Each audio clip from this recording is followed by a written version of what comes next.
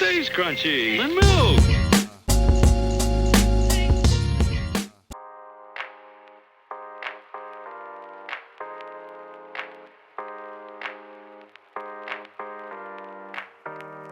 Welcome to Stays Crunchy and Milk. Yes, it's Cleveland's longest running podcast and the place to hang with your internet besties. Got questions or comments? The email address for the show is podcast@stayscrunchyandmilk.com. Crunchy, of course, being spelled with a K. Stays Crunchy. You can also give us a call or message us at 216-264-6311. That's 216-264-6311. Stays Crunchy. We're available anywhere fine podcasts are, and of course at the website stayscrunchyandmilk.com. Please rate, review, subscribe, and share the show wherever possible, like Apple Podcasts, Spotify, and YouTube. And now, Stays Crunchy. on with the Stays show. Crunchy. Stays Crunchy. Stays crunchy. Gosh, Stays crunchy. Stays crunchy. pull up my Stays phone crunchy. right quick and give y'all some execs. This came through 10:41 this morning. My man Delvin hit up the Fuck Mike Fowler group chat we have.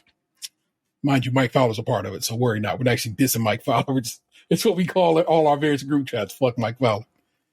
To send us all the tweet that OJ's family released saying Orenthal James Simpson had passed away. And I was kind of taken aback. And it was early enough, I guess, after the announcement that the internet was was chill.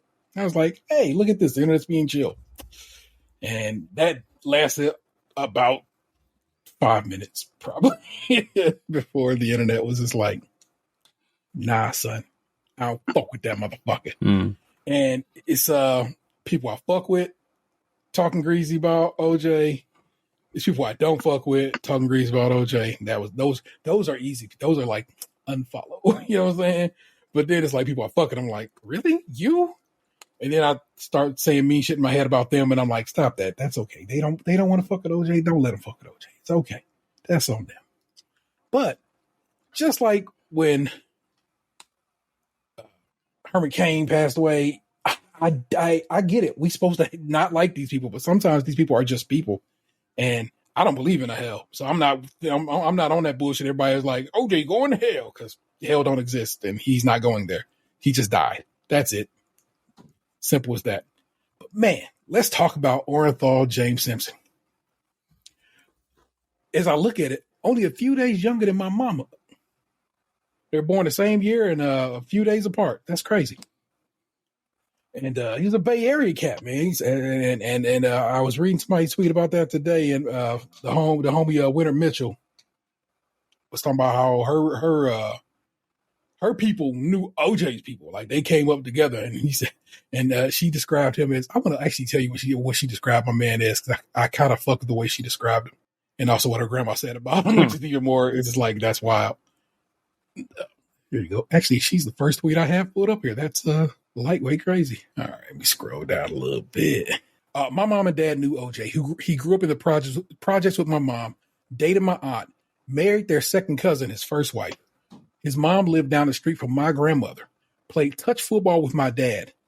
His iconography began early. He was the pride of the Bay and born arrogant. And I love that description of him. Pride of the Bay and born arrogant. Because he should have been arrogant. Because that motherfucker could play fool's ball. Boy, he was good at the game. He was an ill-ass fucking back. Played for USC, if I'm not mistaken. Yeah. And am I remember that right? Did I just whip that out of my head? It was sure that's accurate.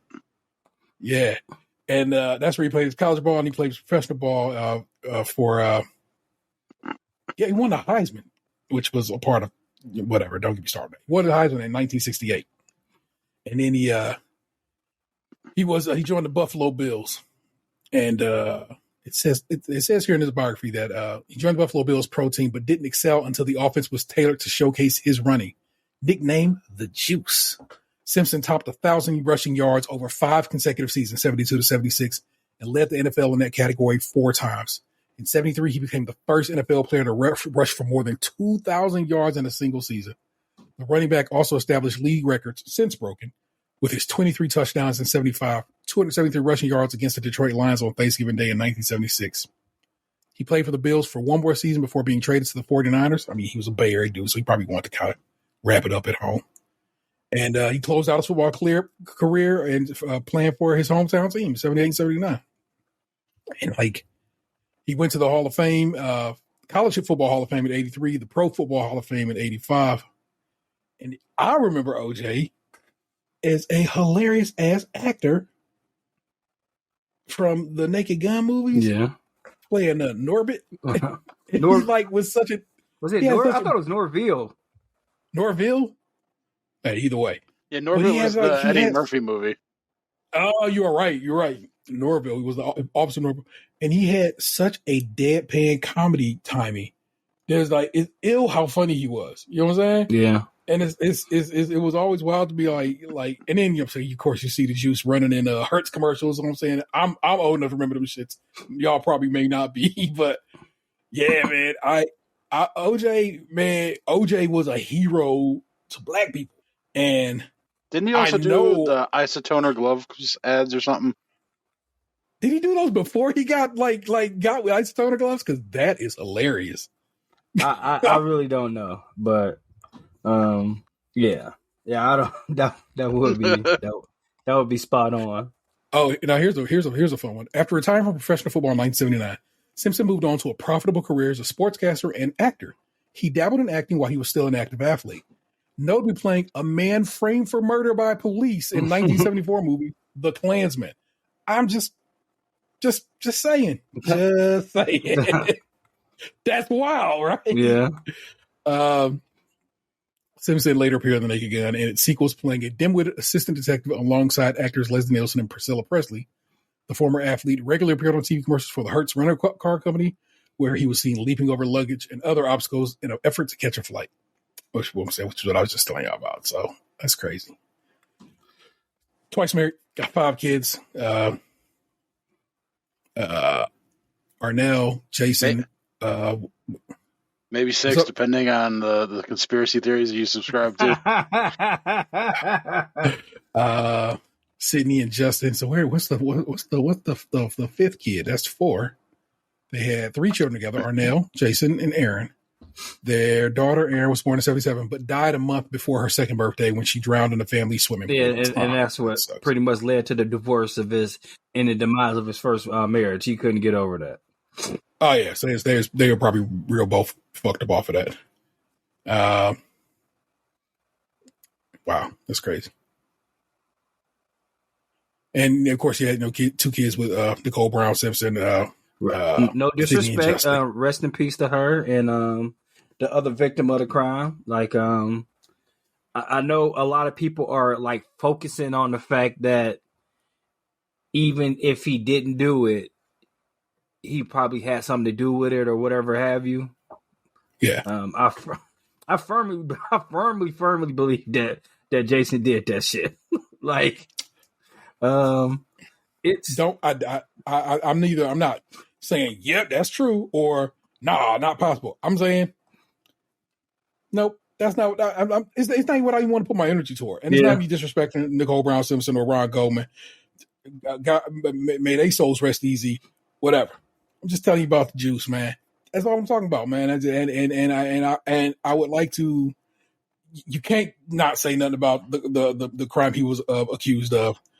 And that is, of course, they said he murdered his wife and her associate. I don't know, associate. I don't know if they were together or anything like that. There, he was put on trial for it, and with the illest team of lawyers ever put together, he was acquitted because you would think they had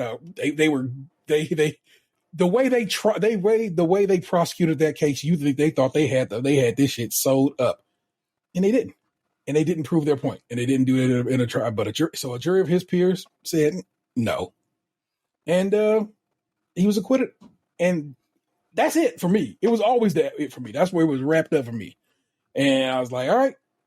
His peers said he did not. No, they didn't say he didn't do it. They said what they said is the state didn't prove its case. True. And that's the reality of the situation. State didn't prove its case on what lots of people are like, should have been a knockout, should have been easy, should have been whatever. Well, if it was, then they could have proved their case, which means it wasn't. And German looked like a nigga to say nigga a lot.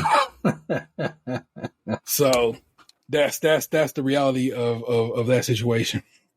And then like the whole shit of it all is, of course, he's in Vegas, finds a motherfucking sports dealer with his shit, his stolen shit.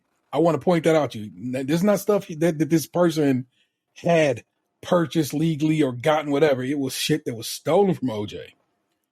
Finds that motherfucker, runs up on him like, give me my fucking shit.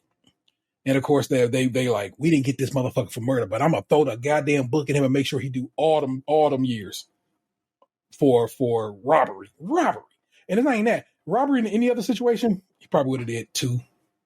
No, they made him do all of them, man. They made him do every chapter of that goddamn book, and that was not cool to me. And it's one of the things that still bothers me to this case, man. And I know, like I said, we can say OJ the murderer, OJ this, that, and the third. I'm just like, I think OJ is a dude who the last few years of his life really took to social media. Yeah. Like in a fun way that was kind of interesting to me, you know what I'm saying? He lived in Florida, he played golf, he had his grandbabies and his kids, you know what I'm saying? And just tried to live a real quiet life, you know what I'm saying? I'm not saying we cool and everything's gravy about, you know what I'm saying, the stuff that surrounded his life, because, man, OJ probably wasn't always great. Again, like my homie Winter said, born arrogant. It's just in him. He was going to be a special dude. And when your whole neighborhood is dependent on you and lifting you up to be something, you know what I'm saying? It's just how that kind of plays out. And hey, man, rest in peace, Orenthal James Simpson, the Juice Man, the OJ. Y'all grew up with anybody named OJ? I had an OJ I went to high school with. Yeah, it was a dude I played football with. That looked just like OJ. We just called him OJ. Oh, and of course, my nickname was OJ for a while. How funny. No, I mean, my dude was actually, of course, named after OJ, the dude I went to high school with. So he was Orenthal James as well. So, because, that's what I'm telling when I say black folk fuck with OJ. The long and the short way. That was they dude. And so it's like I said, I saw black people today, like putting up I saw some black people basically like, fuck OJ and he in hell and blah, blah, blah. And I'm like, sure.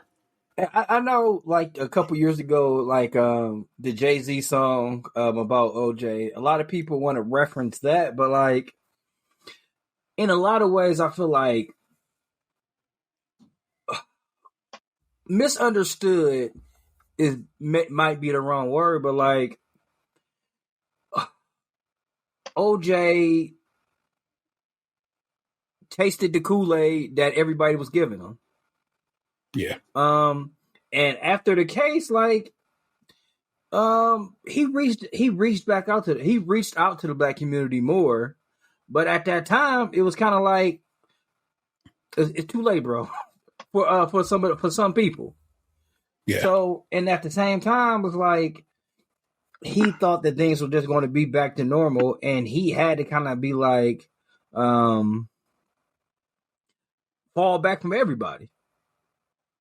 So it's unfortunate, and like, the times where when like it was this pretty not really scathing, but like during the time when, like, the revolution was happening with black people, OJ kind of chose to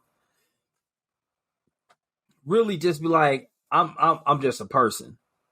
I'm just trying to get through, and I have an opportunity right now, and I'm going to take advantage of that. And a lot of people, I mean, it didn't sit right with people, or will never sit right with people.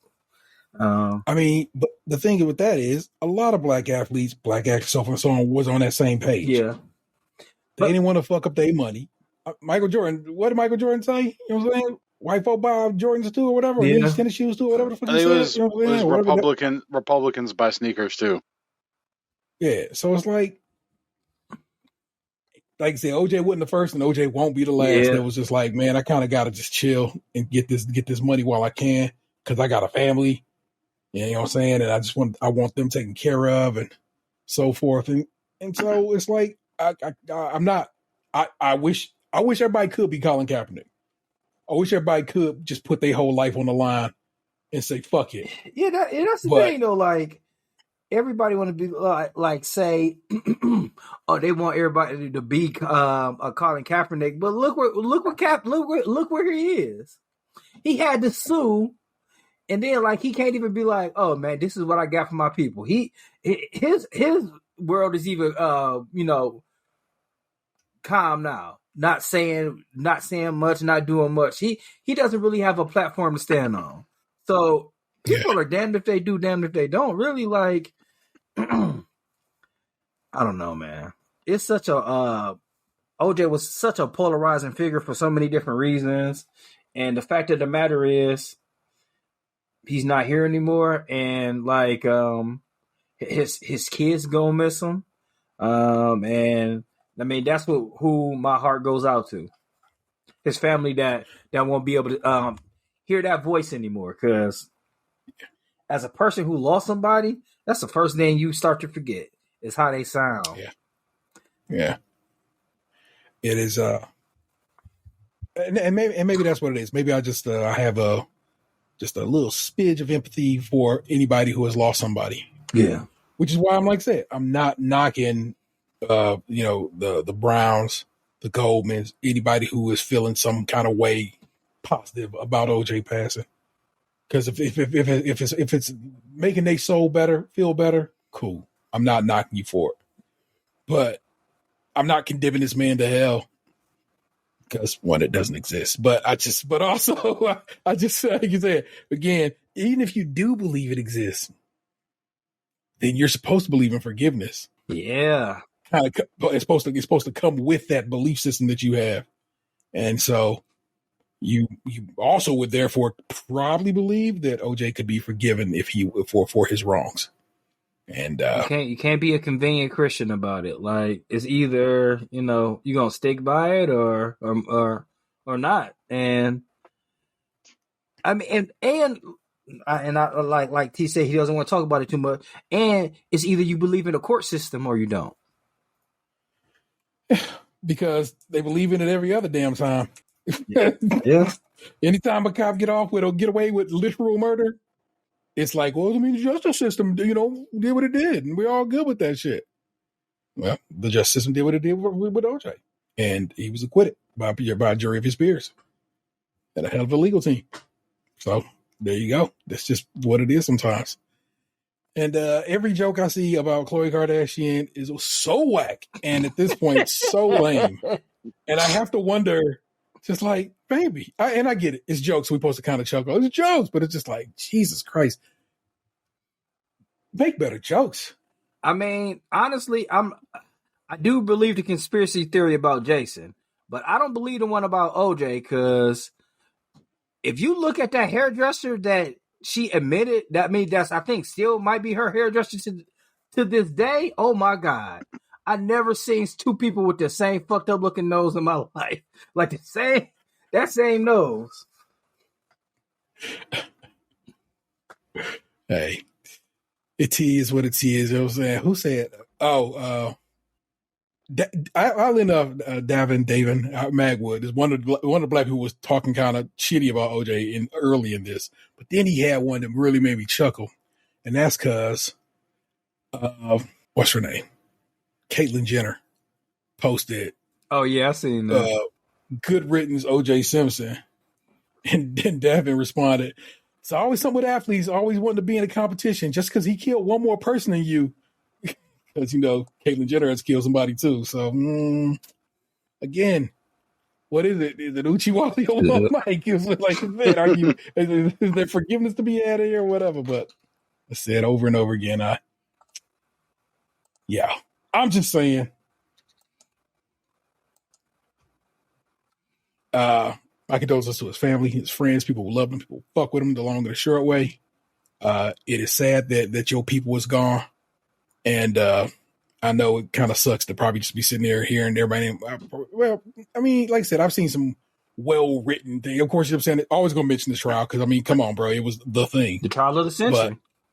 But they oftentimes speak of everything else that made him who he is and the positives that were about him, and I think that's kind of dope. So again, may he rest easy. Yeah, Choppy looked just like Robert Kardashian, man.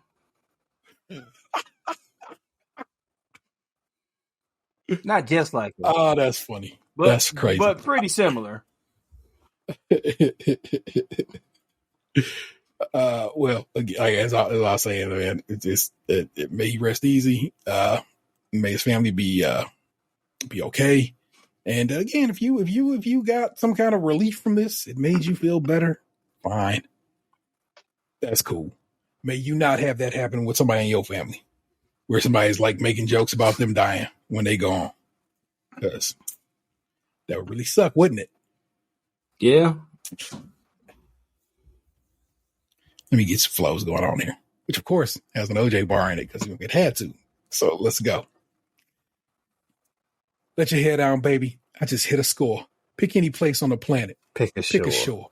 Take what the Forbes figured, then figure more, because they forgot to account what I did with the raw. Pick a time. Let's pick apart some stores. Pick a weekend for freaking for figure fours. I figure frauds never hit a lick before, so they don't know the feelings when them things get across. Put your hands out the window. Feel the force. Feel the Porsche. Hit the frost. Ice cold. Jewels got no flaws. Drop got no top. You on the top floor. Pink rosé. Think OJ. I get away with murder when I sling yay. Heron got less steps than Britney. That means it ain't stepped on. Dig me. The Rock Boys is in the building tonight. Oh, what a feeling when I'm feeling life. You don't even gotta bring your paper out. We the dope boys of the year. Drinks is on the house. House. Thank you, sir. The Rock Boys is in the building tonight. Look at how I'm chilling. I'm killing this ice. You don't even gotta bring your purses out. We the dope boys of the year. Drinks is on the house. Hey, welcome to it. It's episode 534. And word, excuse me. Let me do that again for you. Hello. Welcome to it. It's episode 534, and that's word to the international hod carriers and building laborers. I'm your host, the internet's Tay-Rail 713. Join us always my best friends. It's the 216's own Tatum. Man, I was on Reddit, and if you have a chance, do not look up Hold the Moan. Okay. And of course, it's the big homie, Lunchbox 2099. I looked out the front window and I saw a Bronco galloping east. You know what it is? Regular show. Some news. Regular show? A standard show. Never regular. Okay. Standard fares in there. I got a couple of news stories. One kind of sad. One a little more upbeat. Some the assholes later. So forth, so on. It's lovely. We do this. No guest tonight? No guest or guesses tonight. Okay. I was actually considering. I was actually thinking I was going to go get try to see if Delvin could get on, but he has been so busy lately. I know that probably it would be a late order, but that X-Men episode fucked me up so much that I wanted him to come in because he had just released an episode of the D&D podcast with him and his son reviewing episodes 1 and 2. Mm. So it's like that's out and about right now. So what happened that everybody's so distraught about? We'll get there. Oh, let's save for I gotta wait. I gotta wait 2 hours for you to tell me what happened. You do. Lunch, you gonna put in the chat or something, Lunch, man? I ain't gonna wait 2 hours, man. What? I don't have no idea what you're talking about. About X-Men. Oh. Man, you've been distracted for like 6 episodes, man. I'm sorry. I was looking down at my phone trying to figure out what this acronym was, and but I'm here. What is the acronym? I didn't look at the answer because you pulled me back in.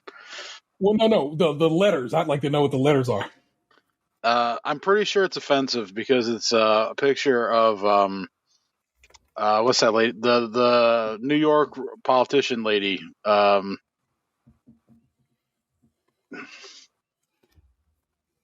The governor of New York?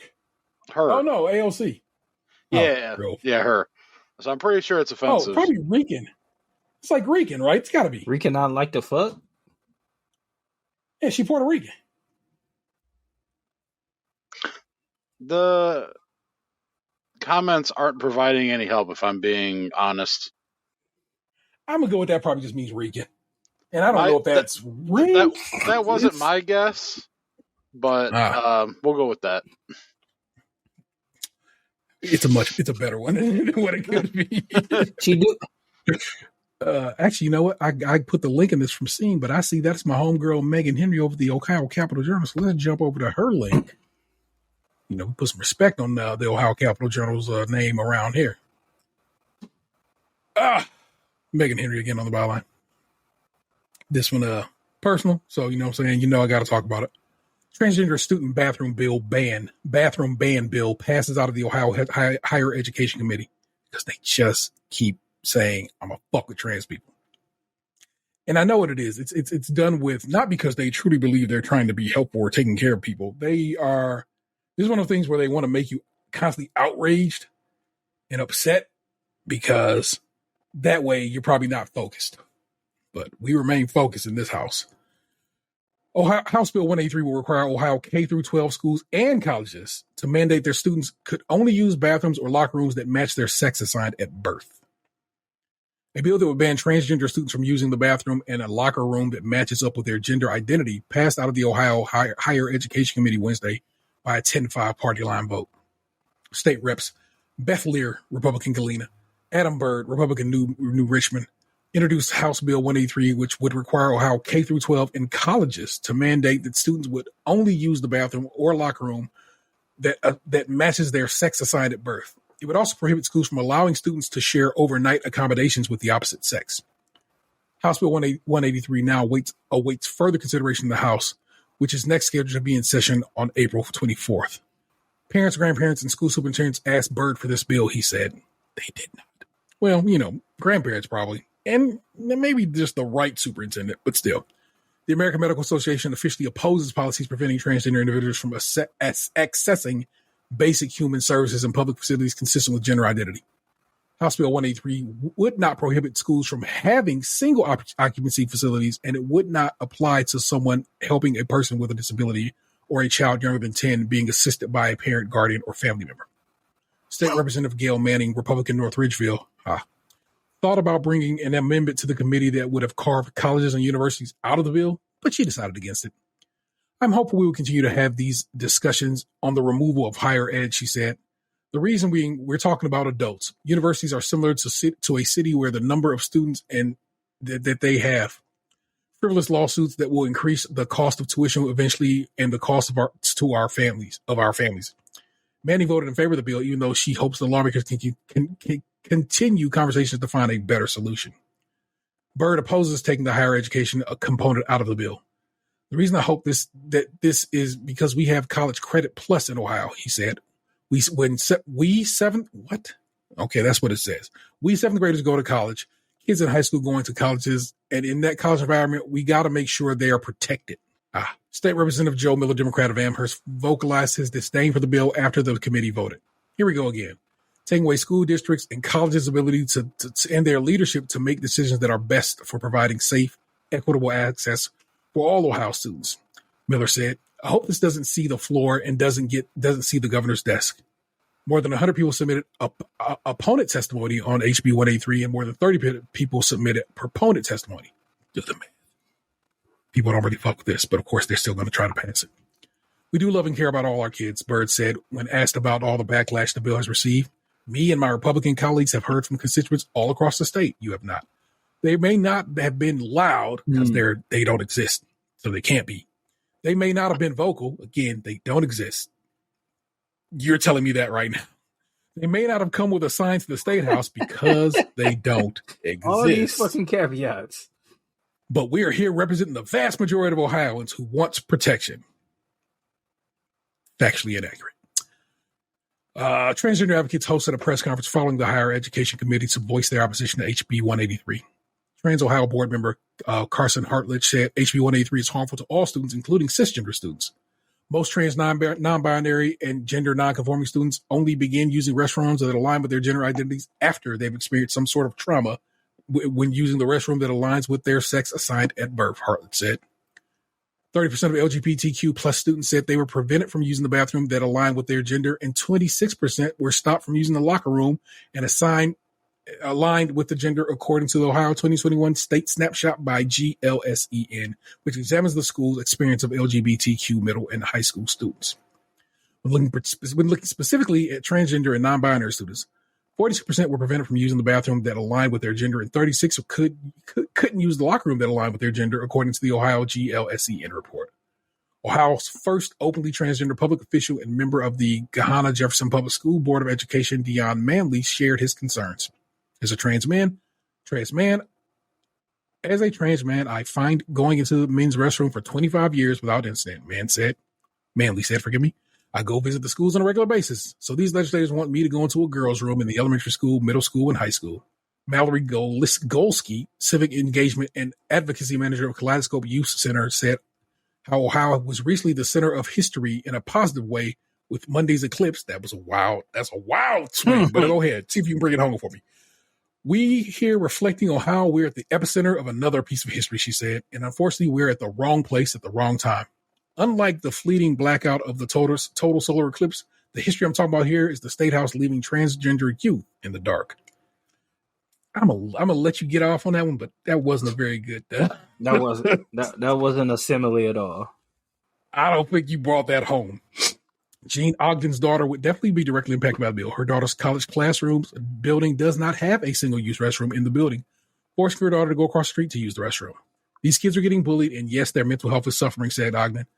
The executive director of the Trans Allies of Ohio. Trans people are tired, and parents are exhausted. Bro, I am exactly that.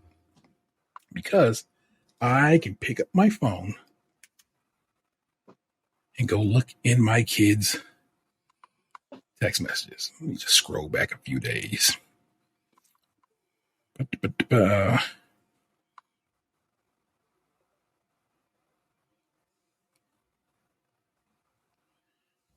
So I can find it for you so I can read it to you expectly. I just got bothered for the first time for being in the men's restroom for the first time. Oh, no. I just got bothered for being in the men's restroom for the first time. My response, of course, because I'm always trying to be positive to my child. Nice. What dude was a hater? And his response was, I don't even know. Some guy was leaving and walked past me and said, you don't belong in here. So my response was, of course, so nobody who means nothing. Fuck him. The fact that you've been in the men's room all this time and only now had any issues is solid. Not that dude don't suck, but it means that so many more don't suck. Yeah. So it's just, me trying to be positive for my child who, is a boy and who uses the boys' restroom. But apparently not to Ohio, because you know what I'm saying, they gotta be bitches. I mean, I feel like it's only old men who ruin the bathroom and gym locker room experiences. Like, usually when you're in the gym locker room, you're like going out of your way to stay to yourself. But old men always want to, I'm old, fuck it, I'm showing everything. It's them. They ruining it. It's like just garbo, bro. Always got to have the old gray balls out. It's just trash, man. I'm telling you, bro. It is. You ain't even wrong, man. I have seen a lot of old balls. Yeah, like usually, like everybody else is like, "Hey, what I'm going to do is I'm going to stay. I'm going to turn my back. I'm going to come over here. I'm going to get in and I'm going to get out." Yeah. But I mean, I know I'm making, trying to make light of it, but it's fucked up that. First of all, that Lee has to experience that. Like, I don't like that at all. And, like, whatever happened to mind your fucking business? Like, man, going to the bathroom is an experience that everybody has to go through daily. Sometimes hourly for most people, for some people. Yeah. Yeah. Like, what difference do it make when I'm going in there closing the door and doing what I got to do? Speaking of doing what I gotta do, I was at the Sheets near your house lunch not too long ago. Man, it was like like 2 pair of underwear on the floor, and I'm like, what the fuck is this? Sounds like a come up. Were these? Would you say these underwear? I mean, you know what? Fuck it. Whose drawers was they? some nasty great ball person probably. Facts, bro. Facts. That's what it be, man. I'm telling you, bro. Sad. I'm just. Again, this is the intention of these things, these bills, these laws that are happening all around the country from these same guys, and it's like the math is never mathing. Like I said, this person swears somebody told him that somebody happened, that something told him that once upon a time, and whatever. Then, bro, just bring them to the stage. Let me talk to them. Let me holler at them. I'm not saying I want to yell at them. I actually would like to have a discussion with them, because it's always me just wanting to have a discussion with people, because maybe a calm discussion would be like, oh yeah, you're right. Hey, yeah, I can understand why you wouldn't want your child in making, because then it would be discomfort. Because my duty looking 5'10", getting deeper by the day voiced son walking into the ladies' room ain't gonna look fly. You know what I'm saying? It's that's gonna be like, everything about this seems uncomfortable too, don't it?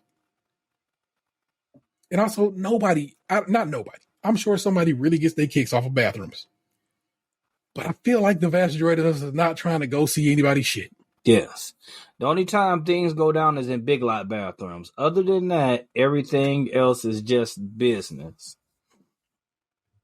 Yet again, glory hole in the big lots. I was gonna say you got to have been listening to us for a while to know that reference, but Ant then gave you a little bit of an explanation.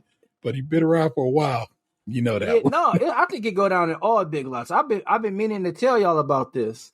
I was in my local big lot, and tell me what was sitting right on top of the trash can. Lube. A used condom. I was gonna go with condom, but I thought I'd reach somewhere. What? Yeah, lube would have been better. It's like, hey, this is for everybody. I used it once. You can use it too. But no, this selfish motherfucker left a condom that he already used. Also, in the bathroom, you just said, right? It was just in the bathroom. Like, you could have flushed that shit. What is that? Maybe you did that with intentionality. Like, hey, you want people to see your little used Jimmy. Kobe. Gross. Yeah, I was just like, man, they do be fucking the big lots. God damn. Every big lot is a fuck palace. The lots aren't the only thing big there. Yeah. They move all the couches to the back. And they have an orgy at night. Y'all ever seen that movie? What is it called? A Good Old-Fashioned Orgy or a Great American Orgy? Yeah, with your homeboy in it. Yeah, oh yeah, Jason Sudeikis is in that shit. Your girl though in that movie, Lake Bell? Lake Bell. New York City boobs. Every time I see him without a mustache now, I'm like, oh man, he look. But of course, he started out without a mustache. Oh man. All right, how about a nicer story, a lighter story, a more celebratory story? Of course, it takes place in this city, Cleveland, Ohio. It's the city where we come from, so run. This is from the Washington Post. Jesse Doherty is on the byline. For Cleveland, it's a total eclipse and the Clark. See, that's a good byline. That's a motherfucker who been writing for a stretch. It's a much better point to get across than that one lady was trying to get off with that eclipse situation. Cleveland, point of view. It's 12:02 a.m. Thursday at Cleveland Hopkins International Airport. The last flight on the schedule, a nonstop from Baltimore, emptied onto the concourse, leaving a jagged line of bleary-eyed folks. The loudspeaker crackled. A man spoke, listing off 3 events colliding in the span of 5 days. Here. The Final Four of the NCAA women's basketball tournament, a total solar eclipse, and the Cleveland Guardians home opener. Your adventure begins now, the man said, laying it on like a movie trailer, then someone burped. At the bottom of an escalator, right by baggage claim, a help desk was wrapped in a sort of Final Four-themed wallpaper. Next to it, there is a selfie station with a solar eclipse background. All over town, all weekend, on lampposts and in bar windows, this duality existed side by side. There would be a Final Four, ending with South Carolina versus Iowa playing for the title game at 3 p.m. Sunday. And then there would be a chance to see a full solar eclipse Monday afternoon. For a moment, Cleveland is the center of the sports and celestial world.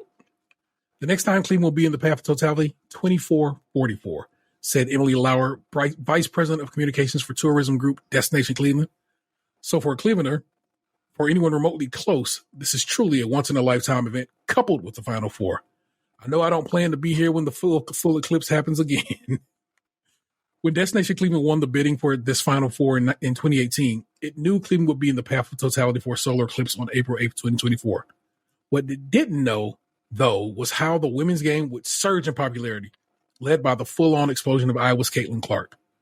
On Monday night, an average of 12.3 million people watched Iowa beat LSU in the Elite Eight, the most-watched women's college basketball game on record, until Iowa and Connecticut averaged 14.2 million in the Final Four on Friday.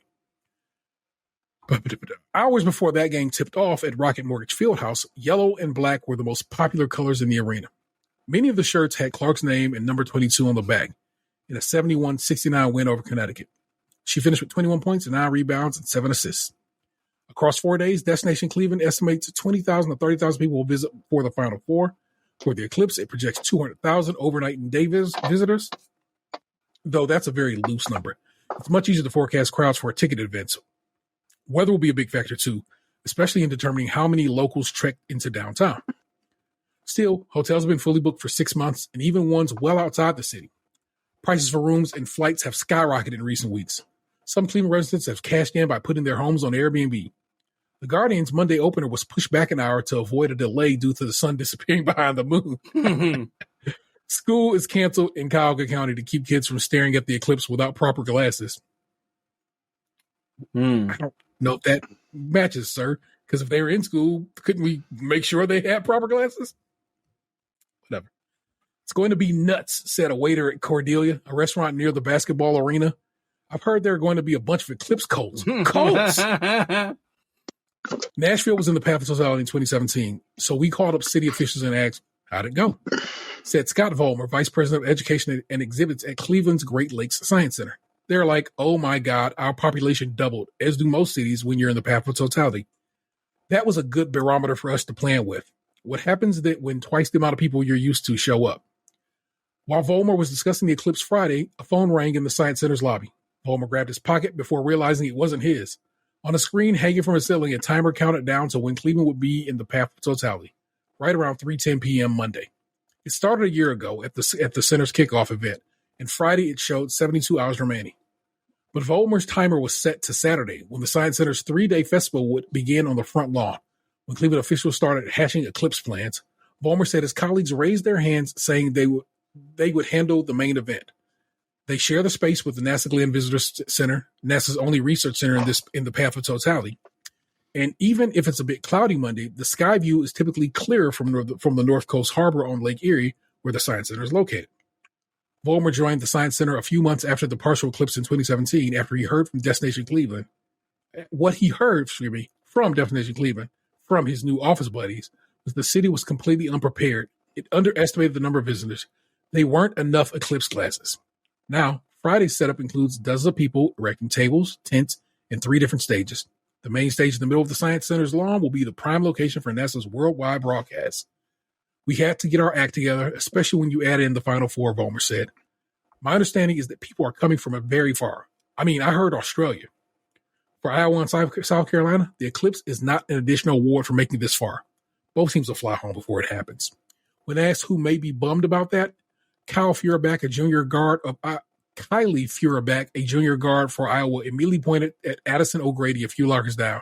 A junior forward, O'Grady is a chemical engineering major. Told that Feuerback's volunteered her, O'Grady quietly nodded, accepting that she's a bit of a nerd. As for why Feuerback thought O'Grady might be locked into the eclipse, Feuerback said, she's smart. Smart people things. Many players in the Final Four weren't aware, at least until ESPN included the eclipse in some promotional coverage. O'Grady already had thought of a decent trade-off. If we're celebrating a national title, I don't know if I'll care about being here, she said. I can watch it back. I can maybe catch it back in Iowa. You could not. I love when the world, in this case, the nation, fully understands how dope the city we call home is, because it's real dope. And I meant to talk. I went, and I probably still will. What I'm saying, I'm not going to roll over anything. We'll keep things in order. But that Final Four being here, that championship game with a 37-0 at the time, South Carolina Gamecocks versus the what's Iowa Hawkeyes, right? Yeah, they're the Hawkeyes of Iowa. So it's bird on bird action there. I feel like Hawkeyes hunt chickens, but whatever. But like the game, right? That was going to be the fucking game, and it was right here in the city I'll call home. Bird on bird action. In a mighty full Rocket Mortgage Field House, and I love it. I love that folk came through and repped and recognized the greatest. But what I also hate is how desperate we always seem for motherfuckers to like us. Because every reporter be like, "What do you think of Cleveland? What do you think of Cleveland?" It's like, bro, I mean, I don't feel like I ever hear people in the other cities saying, "What do you think of this town? What's going on here?" They'll ask, did you have a cheesesteak if you're in Philly, or did you have a Chicago style hot dog? They want you to be like, "What do you think? What do you think? What do you think?" It's like, settle. I get it. We've had a history of some not being the cool kids, but we pretty dope. I feel like it's okay. We need to really narrow in on a Polish boy place. We need to have a Polish boy place other than Open Pit. Like, it need to be one downtown because, like, yeah, Slime is the downtown, but a lot of people places got corned beef sandwiches. We need also. It's downtown, but it's on the other side. You know what I'm saying? It's not on the main strip. Yeah. It's like it's you are correct. We need a Pequods. We need a version of them. I'm not saying the actual Pequods. We need a Portillo's. We need a go-to spot. So when people come to town, they are hitting up this spot in this location to eat good. We need a Buddies. You know what I'm saying? We need a spot like that. They're like, this is representative of the food that we fuck with in this city, and here's where you can go to get it. Real easy. We don't have that, and we do need that. And so that's what Iron Chef Simon should be doing, man. Just he don't live here no more. He don't live here no more, and his all his shit is going away. Yeah, true, another true. The Mabel's not too far from me just closed now. Yeah. There was a second Mabel's. Mm-hmm. Yeah, there's one out there on the east side. Go over here. I had no idea. Well, we also have like a couple of different restaurant groups here in town, and them linking up with some folk to lock it down and make a, this is where you come in this city for some Cleveland food. Will be dope. You know what I'm saying? And why not? Fucking put some pierogies on the menu, put some fucking, like I said, Polish on the menu, if I could do it, I would have beef and turkey. Yes. Oh yeah, I'm saying you got it, and veggie. You got it. You got to have. You got to have. Man, I've been thinking about taking Spud there, like going to Happy Dog. Man, that vegan sausage at Happy Dog is amazing. It's pretty damn good. But yeah, okay. So vegan, beef, turkey, and fried slaw. That's it. Like KISS. Just keep it simple. Like I know it's just like I said.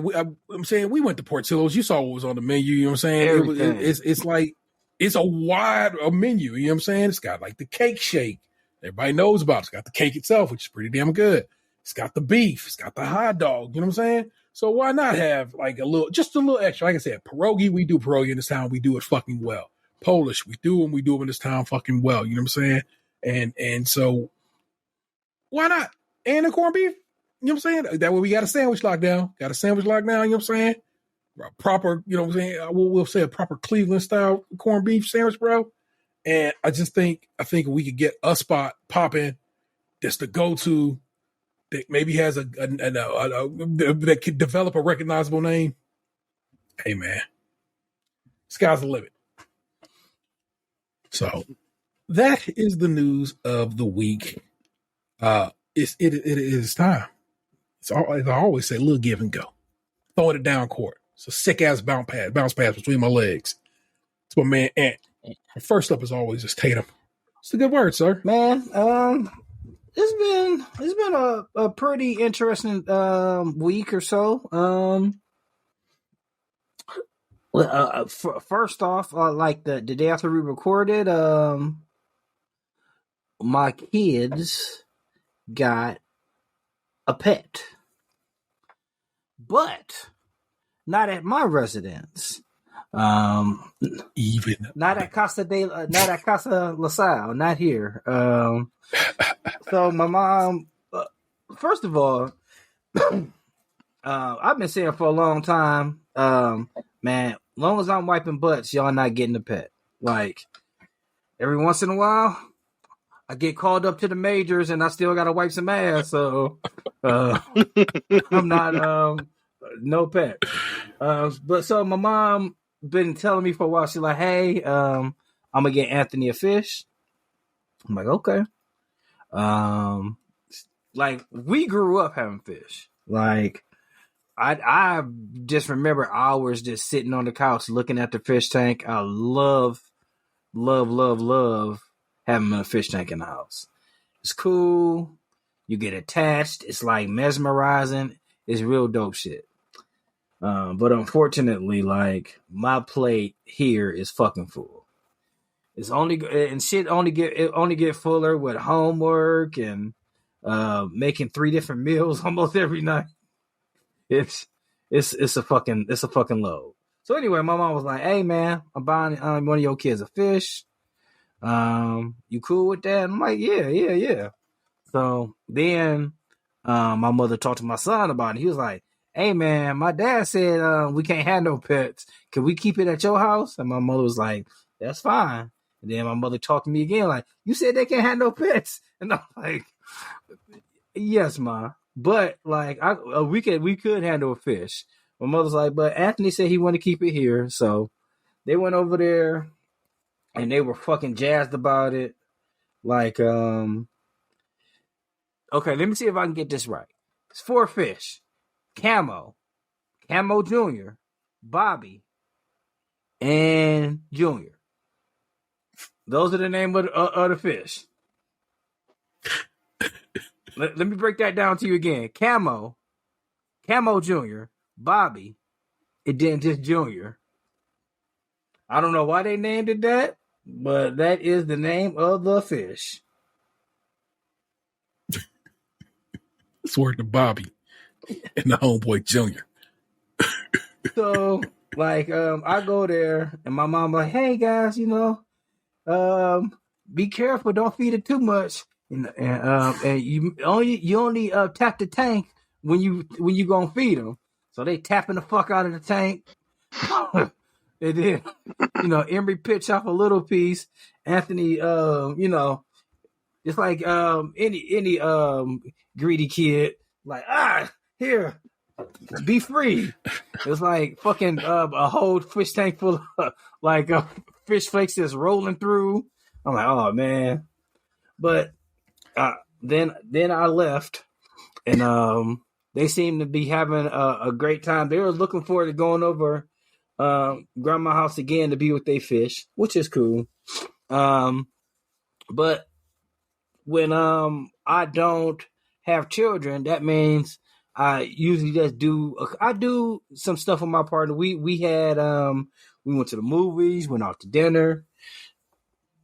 And it was funny, like we went to BJ's over near where Michael Simon restaurant closed, BJ's Brew House, and we were talking about how crowded it was in there, and I was like, "Man, you ain't see all those tall white women in there? They here to see the game."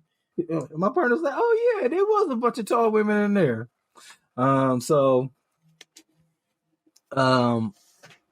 One thing really funny happened, and I if OJ wouldn't have passed away, I definitely would have used this one in the cold open. So I was at Trader Joe's, which it's a fucking great store. I was walking around in there with my headphones on, listening to a podcast or a story. Most likely, I wasn't listening to a podcast. I was listening to something, and I'll talk about that along with the movie I went to go see in our entertainment portion. But I was walking. I was right by the bread / dried fruit and nuts, and I was going right there, and I seen a little boy. It was a family. It was a mom, a little boy, and a little girl. And the little girl, like, you know those kid punches where they pull all the way back and they like use the flat of their hand and hit another kid in the back. So the little kid got accosted. He's like, oh, and the mom was like, man, cut that shit out. And I was like, it was her. And I walked. I ain't say nothing else. The little girl was like, I was like, I hope I changed somebody's life that day, because like the mom started cracking up, and like obviously that little girl be fucking that little boy up all the time, and nobody was ever there to protect him. But a black man in Trader Joe's one day stepped up and was the hero he needed. It was I felt pretty good about myself that day. So what else did I do? Like I said, I went to the movies. I went out to dinner a couple times. Then I picked up the kids. They were all at, like, our whole family was pretty much off on Monday. Like we had like pretty much a day dedicated to the eclipse. So we went to the boys' school. It like near like their school, library, high school, local like elementary school, and then, little complex. Yeah, like this whole like like the police station, everything is over there. It's like our downtown, if a downtown was a downtown.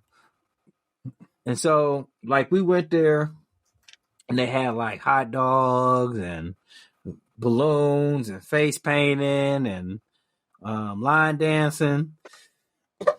And like it was like a countdown to the eclipse. So and matter of fact, what's the dude name? What's his name? Is his name Ahmad Berry, the dude from the Cavaliers? The dude that do the announcing? You know, I don't even know. No, Ahmad. I don't think it's Barry. But his name is Ahmad though. I almost wanted to say Crump, but I'm not sure. Well, anyway, he was there, and I think I was like, "Damn, did Mayor get it like that?" I don't know. I don't know if he lives in our community, because he was sitting in there like this, some chairs sitting on the sidewalk. It's Ahmad Crump. It's Ahmad Crump. All right, there we go. We was both right. There we go. So I don't know if he did the announcement, because like, you know, when it started getting down to the nitty gritty, like we went over to like where the football field was, where there's no trees or nothing like that. And we started, you know, having our own little celebration, eating bruised strawberries and peanut butter and jelly sandwiches, and like watching it go down. It's pretty good. Like at first I wasn't really that excited. It's like, but then like getting near it and watching it happen through those glasses, I'm like, man, this moon getting pretty. This sun getting pretty small right now. And then it went dark, and we, you know, played around for a few minutes. It got light again. It's like, damn, it's getting cold. Let's go home. So then we went home, and you know, the rest is history. That's what's up. Where'd you go eat at? Okay, well, first we ate at BJ's Brew House, and that was, I think, on Saturday night. Sunday night we went to the Cheesecake Factory, because that was the only thing open on Sunday. Like I was pushing for the Waffle House. Like, we should go to Waffle House. I was like, well, but also I wanted a salad, and you ain't getting no salad at Waffle House. Did you get a Pazuki? I didn't, but I have a free Pazuki I still haven't used yet. Certainly during the pandemic. I want to say probably the Doughboys talked about it, which made me go get one. I lived through and snagged me a Pazuki to go. Yeah, I would encourage you to join the BJ's I know you got at least a couple of different emails. Get you a Pazuki, and get you a free one. Fair. Oh yeah. Then one disappointment. Like I tried to get the boys the Eclipse donuts from Krispy Kreme. They bitch like, man, that Krispy Kreme is so fucking janky, boy. Like they opened up and it was just like, no, we gonna have Krispy Kreme, but this is the Popeyes of Krispy Kremes. This ain't a good one, cause like, man, that shit is always so like. Anytime it's like something that's like new, like Krispy Kreme always send you an email like, hey man, enjoy a free. Cause I think this week is the Kit Kat donuts. That I think today was the day you get one free one. So every time they have a like the new free ones, I usually go get a couple of them because it's usually like 3 or 4 varieties, and I get get a boys one. But we went to go get the Eclipse donut. It was just sold out right away, and it was still in the freaking morning because I picked them up like in the morning from my mom's house, and they didn't have any. So we went to Giant Eagle and got some. It must have just been a donut holiday because everybody was. There weren't many donuts left at Giant Eagle either, so people was just being generous that day. I dig it. When I get to my segment, we'll discuss my eclipsisms. So it all to the good. Thank you, sir, for sharing your week with us, and so forth and so on. Box, what about you? What you been up to, if anything, this week, sir? Well, I think it's been going on, but one thing I wanted to talk about was I did something that I don't normally do. It's kind of out of my character, and it's somewhat freeing, but I feel a little guilty about it. Ooh. So I had agreed to go somewhere. The event, as of recording this, is tomorrow, and it was supposed to be like a group of people, and then one of the people backed out because he double booked himself. And at that point, I was kind of like, I didn't really want to do the thing to begin with that much. Like, I was fine doing it, but it wasn't really like, yeah, I'm excited. It was kind of like, well, I guess if everybody else is going, I can hang out. And then one person, drops out. And then now I'm just kind of like, oh, God, I don't really want to do this anymore. Because I didn't really want to do that much to begin with. And then, but I said, like, I stayed committed. I told him I'd go. And then today, out of the blue, my dad texts me and is like, hey, me and your he says my stepmom's name, but he's like, oh, your stepmom want to know if you wanted to come over tomorrow and play and bring that game of yours and play, Racco or whatever. And I was like, yeah, I'd much rather do that than the thing I agreed to. So I read the text and then I messaged the person who one of the people I was supposed to go meet up with, and I was like, hey, if I bow out for tomorrow, do you think you'd be able to find anyone to use the 2 unused tickets? And they were like, oh, it's not that big a deal. Because I told them, I'm like, my dad reached out and wanted to know if I could come over. And I was like, look, I'll pay for the ticket. And we could, maybe get together like next month or something, do some stuff. And it's one of those things where like, it's kind of an odd dichotomy where people were like, oh, it's not a big deal. You don't have to pay. Like, but then they tell you what the ticket cost anyway. Kind of like, it was $25, but you don't got to pay. Like, well, if you don't got to pay, then why'd you tell me? So it's like, correct. Yeah. But I Venmo'd them the $25, and it's just a sunk cost at this point. But yeah, I was like, I in the past would have just like told my dad, hey, sorry, I can't. I'm already doing something, and I would just continued on doing the thing that I didn't really want to do that badly to begin with. But I don't know, for some reason this time when my dad was like, hey, you want to come do this thing that you'd rather do? And I was like, yeah, fuck it. I do want to come spend time with my family and do this thing I'd rather do. So I tried to get like the most polite way out of the thing I'd already committed to. And in the end, it cost me $25, but technically I should have like Yes. they were nice enough to buy the tickets to begin with, so at least I could do is like reimburse them for it'd be really, I feel like it'd be even shittier if I agreed to go, they bought the tickets, and then I was just like, well, fuck it, I can't go, and now you're at $25. Yeah. Your piece cost $25. Pretty cheap piece. Yeah. That is all you guarantee for you. I know you will be like, once you agree to something, you are locked in. It's just the person you are. But like I said, as you said, as people dropped out, it gets a little less comfortable. You know what I'm saying? And sometimes, bro, just be comfortable. It's okay. Plus, it come with being grown. I'm telling you, man. It just it comes as you get older. You be like realizing, man, like I don't got to do this shit. Yeah.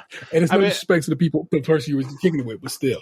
Well, it's like I know a lot of people that just do what they want to do, whether other people's feelings be damned. As far as like, once they're like, if you're doing something together, once they're done, they're done. Like, they don't care if you're still wanting to do it or whatever.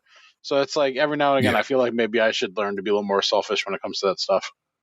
Selfish is only a bad word coming out of somebody else's mouth. Facts. I absolutely love it. That you even that I don't know, man. I always like when I feel like you're winning at life, and I feel like that's a dope little win. You know what I'm saying? So yeah, things been okay right now. Spent almost $300 today, but this Magic the Gathering cube project that I've been going on with some buddies, it'll be done once the stuff gets here. So that is a final cost. After that, everything else is already acquired. So there's a lot of group effort on that, and then I'm doing really well in sports gambling right now. So big ups to winning money. I dropped my tax forms off at City Hall today, so my city taxes are done. So all my taxes are taken care of, and yeah, WrestleMania was this past weekend. That is actually what I thought you would. Well, maybe it's in your entertainment section, and I'm jumping the gun a little bit. But I mean, if you want a review, I can give you one. But like, I wasn't really planning on talking about it. Oh well, what I have heard of WrestleMania, the 2-day WrestleMania event was many people are saying it might be one of the greatest manias ever. Do you think they are overshooting that, or are you like you can see why they're saying that? I think if they're going to make that claim, they have to, kind of like in sports when you have like the like in basketball, it's like we got the NBA before the 3-point line and the NBA after the 3-point line, shit like that, where it's like different eras. Where like WrestleMania pre 2-night WrestleMania, now WrestleMania post like 2-night era. I think you have to look at it more like that, because like night 1 WrestleMania was fine, but it wasn't anything amazing. Like, it had some good matches, like had some whatevers, and like it carried on a story that led into night 2. But like, if you just showed me night 1 and told me this is WrestleMania, I would have been like, this fucking not worth the hype. But go into night 2, and like there was a couple matches that were whatever, like the street fight thing, and then like I felt like Bayley's match fell a little flat in some ways, but the main event played out really well. Saying that. Yeah. But like the main event had so many underlying callbacks in it that like it turned into like a really great story. The Undertaker's inclusion in the whole thing made absolutely no fucking sense, but the rumor is it was supposed to be Stone Cold and he was sick, so they had to call an audible. But yeah, the Undertaker being there made no fucking sense whatsoever, I guess, unless they go with the thought that like he was mad at losing to Roman, so he was just trying to get back at him for that. But like, I don't know. He wasn't in it at all leading up to it, like, going into Mania. So, but people, I'm not an Undertaker stan, but there are a lot of people out there that love that fucking gong and lose their shit when that shit goes off. So, if they're happy, more power to them. Yeah, my friend said today, when he dies, if you don't play that fucking gong, He gonna come back and haunt us. He said you gotta play that music at his funeral. Yeah, I imagine there's gonna be a lot of that going around. Gong. Yeah, but yeah, I would say like storyline wise, like that main event was probably one of the best, if not the best, told stories ever for WrestleMania. I can't really like. There was wrestling in it, but it wasn't really wrestling. It was more of a movie playing out in front of your eyes with all the different interferences and the callbacks and the subtleties, and it was just a well done performance. And it's led into like AEW making fools of themselves to the point where like I haven't even like watched the program live for the last 2 weeks. Oh, you switching back? I've been playing Call of Duty instead. Yeah, I used like the last couple weeks. I've been going to play Pokemon Go Raid Hour on Wednesdays, and then I'd usually come home and watch AEW. But last 2 weeks, I was like, nah, I'd rather go play Call of Duty instead.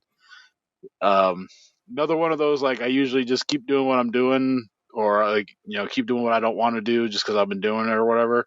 And I finally got to the point with that where I was just like, I'll either read the results or I'll watch clips online. I'm good, because I found myself sitting there every week for 2 hours and just being like, this is boring. And Oh no! I finally got to the point where I was just like, I just didn't want to sit there and do it anymore. I'm like, I'd much rather go downstairs and play Call of Duty rather than continue to force myself to watch this show that's boring the shit out of me. So the last 2 weeks, that's what I've done, and I've had more fun doing it. Fair. Word to the war zone. Well, anything else, sir? Is that your report from the field there? I think that's all that's gone on, because WrestleMania was pretty much an entire weekend endeavor. I had bowling this week, bowled pretty well. I did. We got mollywopped as a team. I hit level 50 on Pokemon Go. I know how you've been working toward that. So you're at cap again, right? You've hit cap. I've hit the level cap again. I hit level 40 back, a couple of years ago, and then I basically didn't play Pokemon Go for 3 years, like almost the entirety of the COVID pandemic.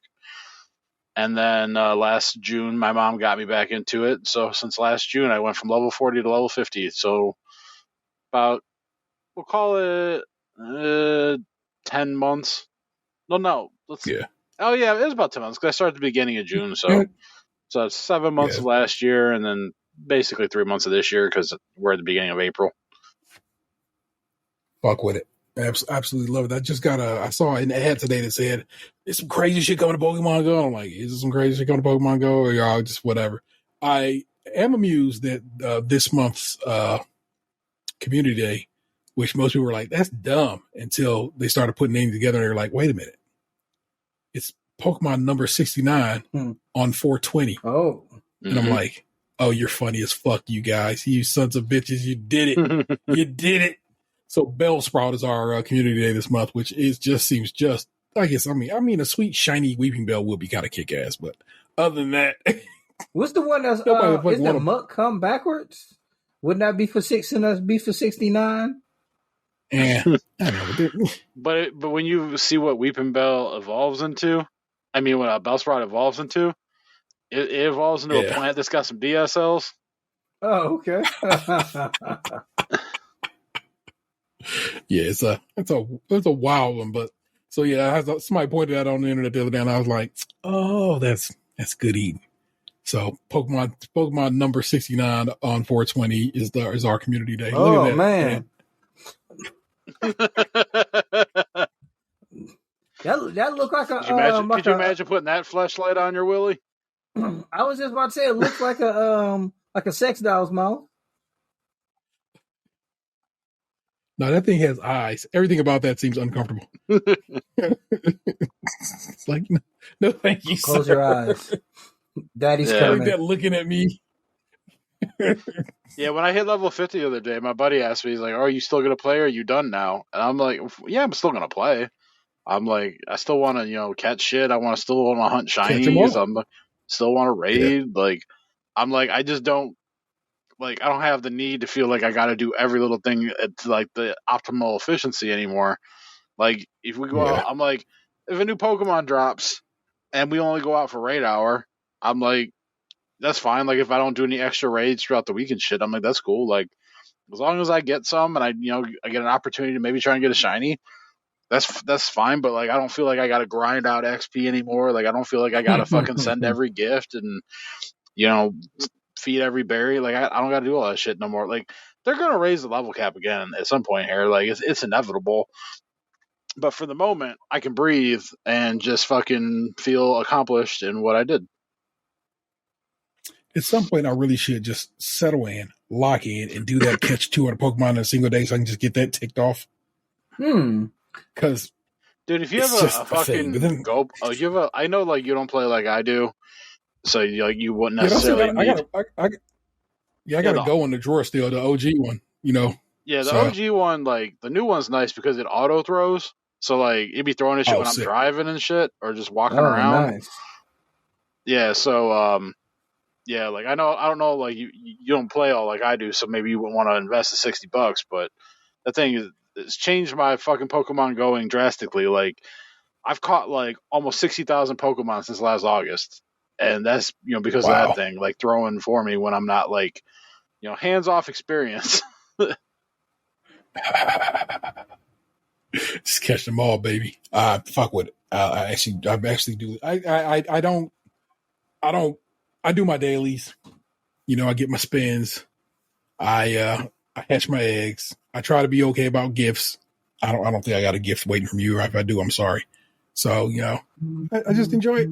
I dig Pokemon Go. I've enjoyed it since 2016. I didn't really take a break, but I just don't. I also don't go hard. Like I'm saying, like we used to literally drive around at night hunting fucking Pokemon for you. Know what I'm saying it was a real deep part of our existence. So I don't do that very often. But I told Vanessa about this 69 420. She's very excited about it. And so she's hyped that to go do the Pokemon today. That's also record store day. So I have a double adventure that day. So I actually have the records that I'm considering getting like up right now. I was going through and opening tabs earlier before we got started tonight. So yeah. I'm on that shit. I was at the record exchange today, and the guy came up to like a couple, was like, we're hosting record exchange. I mean, record day this year, and then they was like, what is that? And then I was like, they ain't no real beaters, man. They don't know. As always, I will probably no probably to it. I'll just be in line early, and hopefully, I don't believe there's any Taylor Swift records this year. And I'm not saying that as a diss, but there's a Taylor Swift record last year, which meant that line was. I'm always like first or second in line for record store day at my local exchange, and I'm like, these are not any of my normals, and I am deep in this line, and I don't like this at all. But it turned out it was a Taylor Swift record getting released, and the ladies came out and got their records. So hopefully, I'm relatively breezy. Hey, it's tea time. It's my time on the mic. So let's talk a little bit, I guess, about Record Store Day. Every year they do two events called Record Store Days: Black Friday Record Store Day, and it's Record Store Day, and it's just that there are records that are released only on that day. There are records that are released first on that day. There are special records that were released on that day, and so forth and so on. And so I was going through the list a little bit ago, seeing what might and might not be something I would cop. And I'll rattle them off for you right quick. Boogie Down Productions, Edutainment is a must-have record for me. 2,500 copies are going to be released, and I hope I come up on one of those. Nas Illmatic remixes and rarities for the 30th anniversary of Nas is Illmatic. And if you know my Illmatic collection over here, I have several copies of Illmatic. I have a my German copy. I have the 20th anniversary. I also have the Live at the Kennedy Center version, which also was a record store day release. So, oddly enough.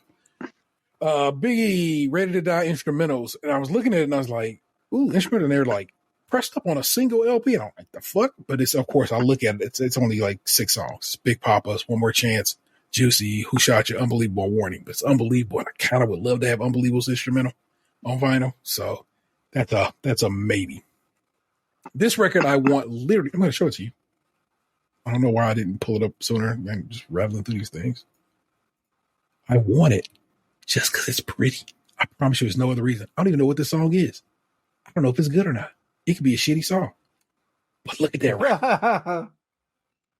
The 7-inch vinyl. The group is Dirty Heads. Desert is the name of the song. 700 is the way release of that one. I seriously doubt I'm going to be able to find that one. That's a little tight tight release, and so I don't know. That's a record store day. Is that a record store? That's a record store limited run, so it's even tighter than normal. So I don't know if I'll be able to get that, or if I even want it. I might have to listen to that song to see if I really want to fuck with it. Do I want it? No, probably not. Because I actually have the Master IC on 12-inch. On the shelf right now. That's the only song on there I fuck with. But you know, I'm so high, you so high. I'll be getting money to the day that I die. And so, and also I think it's because this is the album. It's the album version of that song, which is not as good as the single version. Yeah, Mike Geronimo is like the Memphis Bleak. He was on probably last year sometime on One Ep, just talking about life and his career and stuff like that. And you know what he does now? A very successful locksmith. Okay. Owns a locksmithing company and does fine. Has a very good life. He made a song last year, so that's kind of why they invited him on. But just a guy living his life, bought a locksmithing company with his money. I want to say he bought his father-in-law's company when his father-in-law was retiring. So he bought it and took it over and is a very successful locksmith in the New York, New Jersey area. Just happy life. I really, really, really need to like take a writing class because I have like so many different ideas for stories that I'll start writing and then I never finish. And like I always wanted to write a story about like either like a group or like about a dude that was in a group or a dude that was a rapper. Because how many different kids now have a dad that was a rapper or like a one-hit wonder? Like, yeah, like it's so many probably at this point. Like, yeah, oh, your dad the one that was in Blase. Oh my gosh! Here's another one: Royal Flush, Ghetto Millionaire. The thing is, again, it's a one-song thing. I get it. I get it for Iced Out Medallions. That's it. With Nori, what you all about? Iced Out Medallions, and I'm like, am I going to spend what would probably be 20, 40 bucks on a record for Iced Out Medallions? Probably not. But this one, yeah, doggy. It's also a pretty wide release, and it's a record store day first, meaning it'll also come out. It'll come out in other, whatever. So it's like if I don't get it on record store day, no big deal. It'll be released again. It is Murder Was the Case, the soundtrack to the movie. Snoop Dogg made, and around the time he was charged with murder, and another motherfucker who you know what I'm saying, literally was acquitted of murder. We ain't mad at Snoop Dogg all these years later. Snoop is almost like everybody's favorite like uncle at this point. Yeah, it's like, goddamn. Stop being mad at OJ. Shake it off, baby. But they don't care. But anyway, I told you I was trying not to talk about OJ being. We'll leave that be. But yeah, that's just my little plans for record store day. But like, I guess I can show you the rest of them because I didn't actually show you all the ones. So that's the Ready to Die instrumentals that Nas I'm very excited about, and of course PDP's Edutainment. It's one of my little favorite KRS joints. You know what I'm saying? So that's what's up with that.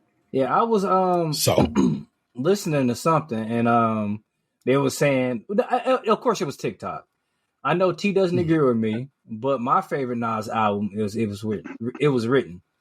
And like it's this German copy on Amazon right now, like 2 gold yeah, albums.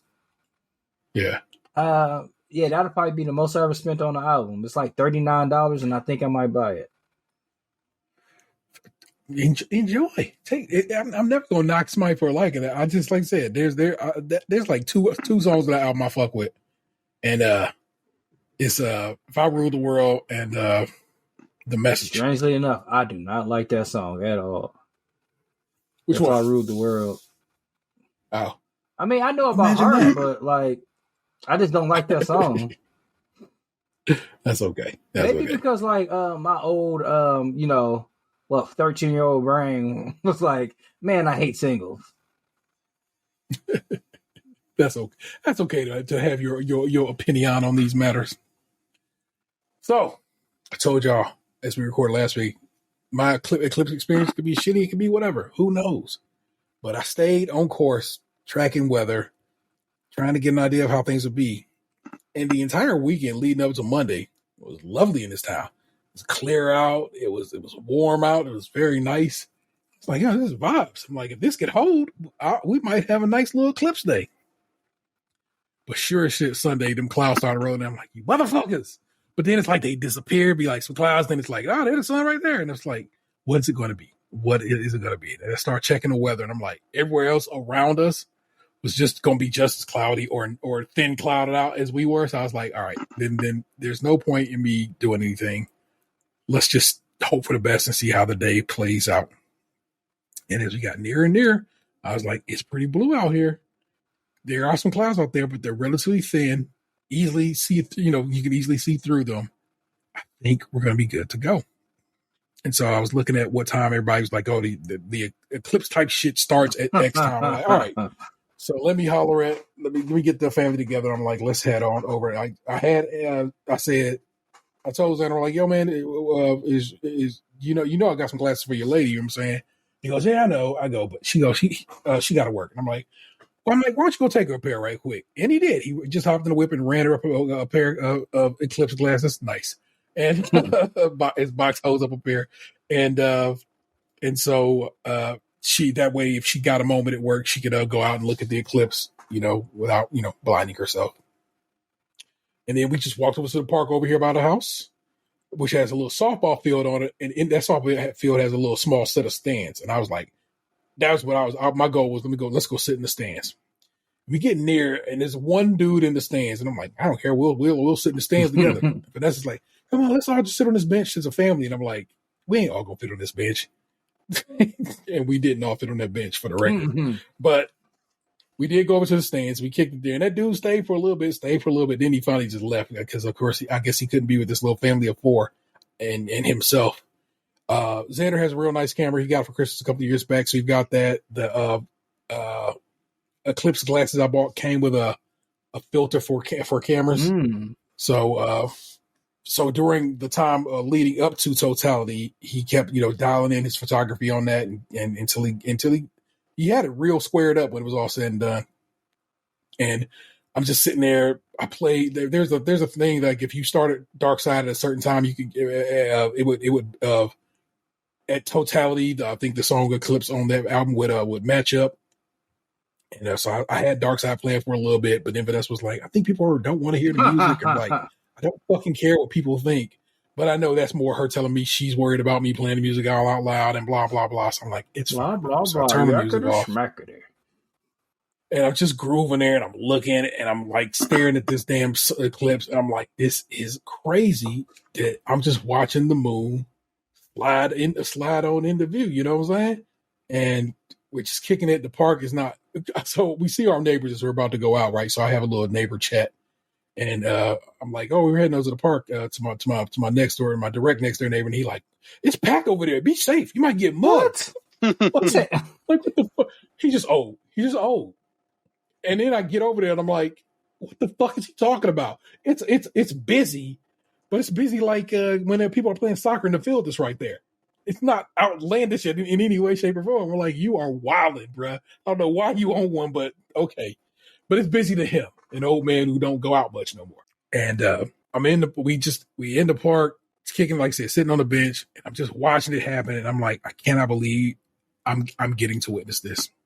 And it's getting darker, and it's getting cooler, and the park lights start turning on. I'm like, this is crazy. This is what this is all about. And as we hit totality, and I can take the glasses off, and I can look at I can look up at this event, with my bare eyes, and it's like dark outside, and I can see a singular star. I couldn't see all the stars because it's like I still live in a city with lights all around it, so of course light pollution is going to blank out the stars. But you could see a star, and I was like, that's insane to me.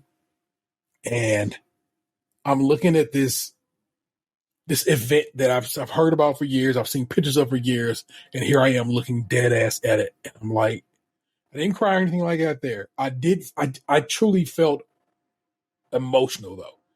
And like I said, I wasn't tearing up or anything like that there, but I truly felt like I guess changed in some sort of way. And I was just like, yo, that's crazy to be witnessing this. And my mom calls right when it's happening, and I can't answer the phone because I'm just like sitting there staring at it. And I'm like, I hit her back, and I'm like, yo, I feel so. And I kind of explained to her, I'm like, yo, I truly feel like a changed man. Like it's wild to see this. And I know how rare it is and how rare it is at home in particular. And so it was stunning. It truly was. And we got some good pictures of it. And they're on my Instagram. So if you are a follower of mine on Instagram, it's a good, nice little family picture of my family. And should I be following you or the 20,000 fake Tyrell accounts? Bro, it's like the thing I find amusing about that is like they all have pictures of like a brown person in them, and I'm like, so clearly that's not me. But whatever. Yes, multiple Tyrells out there, but there's only one Tyrell 713, and that is I. They all Tyrell with some weird numbers after them, but they all have my Instagram of like information, claiming to be a podcaster and so forth and so on, a father and all that good shit. It's just insane. But the eclipse was everything I imagined and more. I got to be at it with my entire family. That was so dope. As a little stargazing, I don't know, astrological kind of motherfucker, to see that was brilliant. And I was so happy I got to see it. And I was so happy that the city got to take advantage of it. NASA put on a big to-do, as you heard in the story I read earlier, at the Great Lakes Science Center for it. All the various news channels put on a big, brouhaha. We had people came to town, people from all over. It's just, I have not stopped thinking about it. And I saw a post today on I'm from Cleveland. It was like, man, that eclipse really did go hard or something to that effect. I'm like, it did. That eclipse went hard as fuck, man. And I'm so glad. You know what I'm saying? I talked about it for so long on this very show, and how excited I was for it, and to actually have lived through it. It was something amazing. I remember seeing whatever comet came through and them dudes killed themselves in that cult. I can't remember the name of that comet. I actually remember seeing that comet because it was around when, I don't know, I was in Tennessee and I literally saw that comet in the sky. So I've seen a comet before, and I was like, yo, that's crazy to me. I've seen a meteor shower, and that's crazy to me. And it's like these various astrological celestial events that have occurred on my watch. And I'm just like, yo, it's so dope to have lived through that. And like I said, it's so rare that it happens in general. It's a rare happenstance, you know what I'm saying? But it's extra ultra rare that it happens at home. As you like I said, that story I read before, the next one is 2444. If this planet is still here with beings living on it, that'd be great. And may they enjoy a hell of a eclipse right here at that day. But yeah, man, I loved it. I really did, y'all. It was really just everything I wanted it to be, and I'm just happy about it. Box, did you actually go outside and watch it? I didn't even ask. Clearly, you have the glasses, so. Yeah, I took a break and went out around the time of the Total Eclipse. Yeah. It was funny because I had taken my lunch break like around 2. Well, I finished my lunch break around 2:30, and when I was in the living room, it was still bright. Like you couldn't even tell that like the eclipse had been like happening, quote unquote. And Yeah. I came back downstairs and worked for like 20 minutes, half hour or so. And my buddy's like, "Hey, I got these glasses. Lady Home Depot gave them to me." And so I came upstairs and I looked out the window and I was like, "Holy shit, where the fuck did the sun go?" Obviously I knew, but it was like such a stark contrast when I had been upstairs like 20 minutes prior. And so I went outside and like I put the glasses on and I could see like the crescent in the moon. I mean the moon over the sun and everything. And then when it hit, like I took the glasses off and I was sitting there and I was like, "This is kind of cool." I was like, but it kind of just feels like a November afternoon. I was like, it's a little chilly out here. It's dark at like 3:30 in the afternoon. like we just came off of this a couple months ago. But then obviously like the eclipse started to go away a couple minutes later and the sun came back out. It was amazing just like how little the moon had to move off of the sun for it to go from like completely dark here to like looking like a early afternoon day. Yeah. The sun, well, I mean, stars in general, but our particular star is like, look at this motherfucker. Like it cannot be held back because it's like, well, it's massive. I think they said something like, there's like millions of moons could fit inside our sun. It's like the numbers are wild when you start doing when the math starts mathing. But like I said, it's just dope. I'm glad you got to see it, Box. I know you weren't really worried about it, but I'm glad you did get out and get a look at it. Yeah, like why not? I mean, at the end of the day, like it was a cool thing. Like you said, the next one here will be for like 20 years. Like who knows where if we'll be here in 20 years or what the future holds. So just as know that like 24, 44 is the next one we'll have here. Oh, 24, 44. Oh yeah, we'll all be gone by then. I thought you said 2044, and I was like, 20 years? Maybe I'll see another one. Yeah. Oh. No. Yeah, how does that work then, though, that, like, we had one when I was in elementary school, now I'm, like, an adult, and then, so it's like, I don't get one as an old man? I don't get the circle of life? You definitely did not have a total eclipse here, because our last total eclipse in this area was before the country was a country. It was probably a partial eclipse. Which is why I remember they had us, like, making the boxes and shit. I was in, like, third, fourth grade, something like that. Yeah, that's why you had to make the little pinhole cameras and so forth and so on. So that's all that is. But yeah, bro. The eclipse was a dream come true for your homeboy, and like I said, I talked to my brother after the fact, and because he called me, he was like, "Hey, how was it?" He go, "We got a partial." I went outside with the glass and checked it out, and so forth. And everybody, because like I said, everybody got a little bit of it just in the country.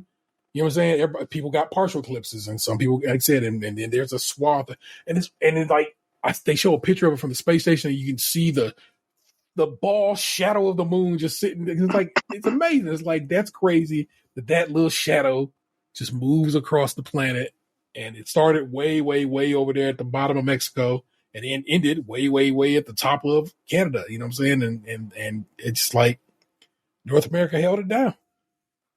Word to the eclipse. But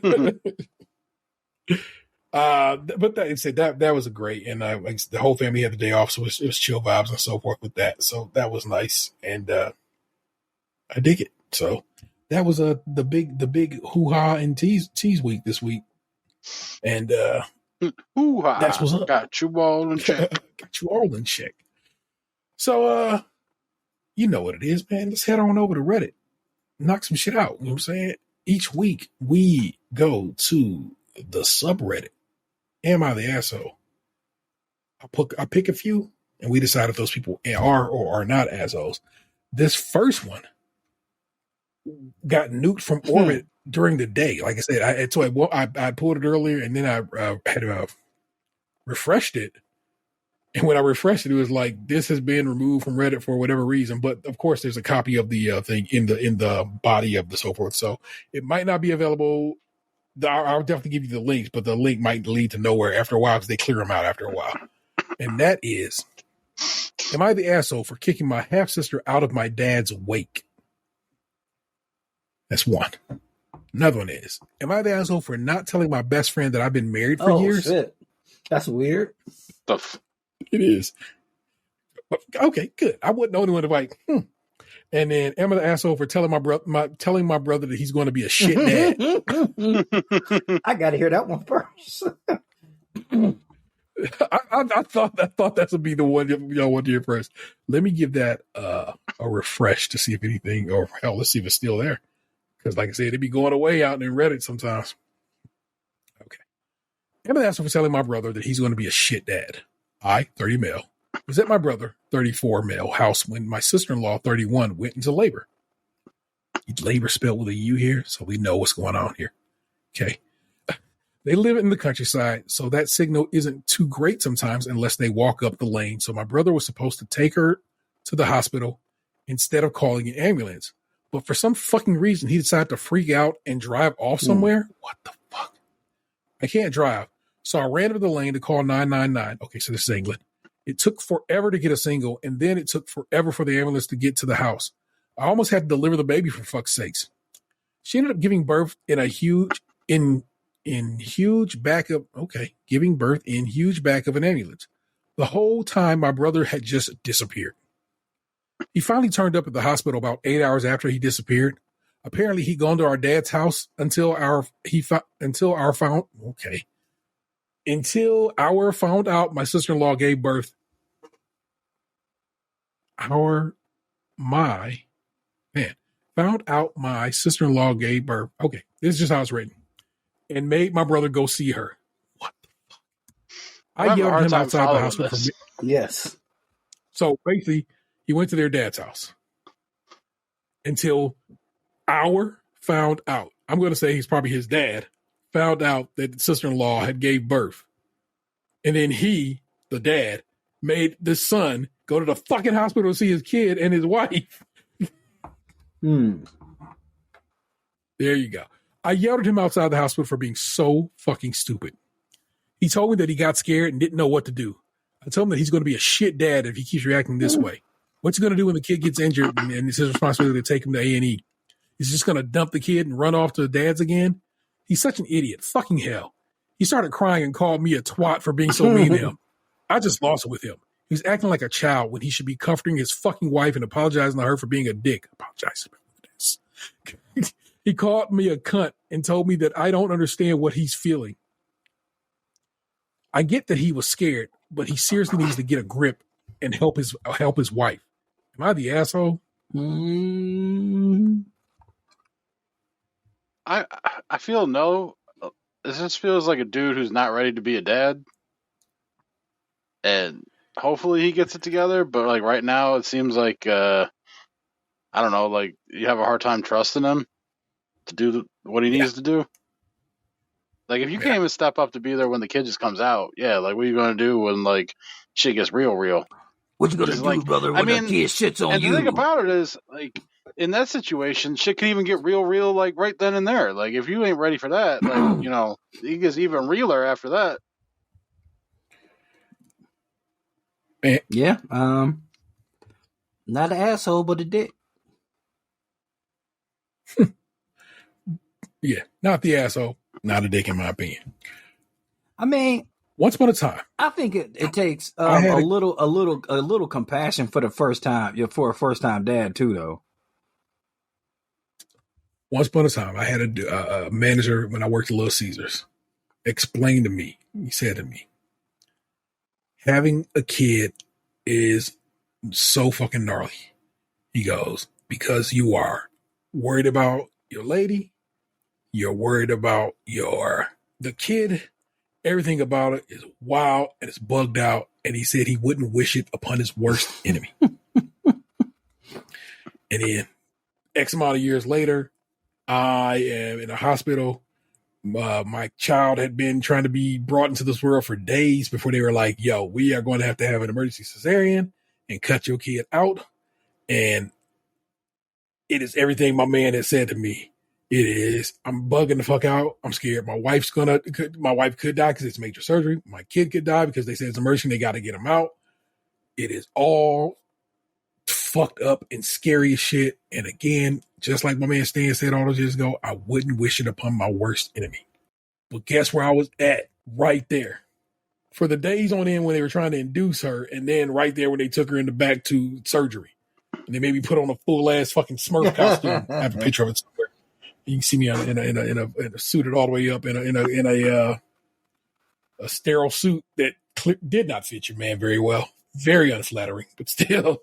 And but I did it. I was on my fucking point. I didn't run off to anybody's house. I just did what I was supposed to do. And I think I'm an okay dad. And so this motherfucker pointing out to him like, yo, bro, you on some fuckery. Does not make him an asshole because his brother was on some fuckery. You can have compassion. You can have all that. But I like that you have compassion for your sister-in-law and your new niece and or nephew because they deserve some compassion too. I feel like, and this man didn't seemingly have any. And the fact that his father had to be like, go to the fucking hospital. Your lady done had a kid is so telling. Yeah, I do, but it's so telling that he went directly to his dad. He went directly to the person that in life to some people gives you solace. Like, Dad, what am I supposed to do? Like, if my son was freaking out on the birth of his kid, I would be glad that he came to me. Maybe it's all great having brothers, but when it comes down to it, like most times dads is who you get advice from. I'll allow for it. Let's go for this. Let's hit the comments. This is from OddAD3117. In my personal opinion, you are not the asshole. I get that becoming a parent is a huge thing, that even if you think you're ready, you'll never truly be. But he just fucking disappeared for 8 hours while his wife was in labor. What if there was a complication? What if you weren't home in the moment she went into labor? He needs to get his shit together and seek therapy. Is his response to stress to run away, leaving his wife in a potentially harmful situation? And she needs to rethink their relationship if he does not, go to therapy and so forth. So the OP responded, "Thank you." And yeah, he was lucky I was there. If I wasn't, she would have had to do all this by herself. Like, what type of husband just leaves his wife when she needs him the most? What the fuck? Let's scroll down a little bit. Let's see if anybody did call him an asshole. That's always like that. Control F. I remember when my oldest son was being born. It was a young lady like 2 doors down, like by herself, like no mom, no dad, no partner. That shit like almost made me cry. Like she was in the room screaming her head off, like by herself with no support. Damn. Yeah. No one said Thompson is an asshole, so I think he cleared that bet. Let's see. This person says, "Oh, they're responding to somebody else." I'm sorry. What? This woman's going to labor and her life's at stake. Your brother being scared doesn't matter. Not even the least. We have moved on to higher stakes. And this person is basically responding to somebody's response and says, "Speaking as a husband of over 30 years and a dad for almost 30 years, when you become a husband and a dad, you have to understand that not everything is about you anymore. Life can certainly be frightening, but when you are the person being depended on, you can't flake out. At least not then. Afterwards, when everything and everyone is safe and sound, sure, but not during. At that point, your love for your spouse and children should override everything else, and you are driven to do one thing: help save your wife and or kids." The brother had 9 months to prepare. If he didn't think he was up to it, he should have made several backup plans. But this is literally you had one job situation, and he blew it. In fact, he blew it so badly that he has fairly severely damaged his marriage. Happy long-term relationships are founded so much on trust, and he just showed his wife that he is untrustworthy in important situations. Whoa. All right. Last 2 are, am I the asshole for not telling my best friend that I was married, or am I the asshole for kicking my sibling out of my father's wake? Which one of those do y'all want to do first? The second one. Very good. All right. I got to go read the title from our notes because, like I said, it got erased, basically. Am I the asshole for kicking my half-sister out of my dad's wake? My dad had 5 kids with 4 women. Messy, I know. I don't know if that's messy. It's what's Future supposed to do one day? Anyway. But he's dead, so I appreciate everyone being respectful. We are. 36, 34, 27, me, 25, Nicole, and 19. Yeah, 27, me, okay. None of us are close to Nicole because she has always insanely, I'm going to say always been. Man, these people are not writing well this week. Has always been insanely selfish, possessive, and has the world's most draining victim complex. We all had as little contact with her as possible. Prior to the wake, none of us had spoken to Nicole outside of family weddings for years. I was closest to my dad in the last couple of years and took care of him the most. So when he passed, I was the one who worked through all the paperwork and organized the funeral, his belongings, and his wake. They spelled organized with an S, so I just want you to know that. At the wake, there were about 70 people, all in my dad's house. It was I was sort of in work mode to avoid the grief and making my way around the room, etc. When I noticed Nicole had arrived, I asked my aunt to greet her and continued with what I had to do. I did greet Nicole, but she kept trying to come up and talk to me during the wake, wanted to go to a separate room to talk and generally seeming a bit erratic. I kept trying to hint that I really don't have the time or the emotional space to be fully in my feelings at this time, but she just didn't seem to get the message. This went on for nearly 2 hours, and I was tired. My feet hurt, my blood sugar was low, and as pathetic as it sounds, I really just wanted to talk to my dad, who was in the ground. I wasn't having the best day, so I finally sat down with my little sister, and Nicole storms over in front of the entire room, raises her voice, and says something like, "Oh, so you have time for her and not for me? My dad died too, and I'm trying to talk to you." I don't know if I was in my right mind, honestly, because I still do not remember feeling anything that day other than lightheaded and completely and utterly incensed by Nicole's outburst. I told her quietly, "Nicole, someone has died. You're not the victim today. I will not deal with this embarrassment on top of everything else. Get out of my house." She started arguing me, but I just walked away, and my fiance escorted her out while I went into the kitchen for a few minutes. I had to block Nicole because of the amount of messages she sent. But since the dust has settled, a couple of relatives I've spoken with have said I was harsh to kick her out because she was sad about the death. I think they're considering this is a pattern of behavior for her, behavior being spelled with a U. It didn't have much to do with grief. My siblings agree, but a few family members have gently suggested I reach out and apologize. Should I? Is this person an asshole?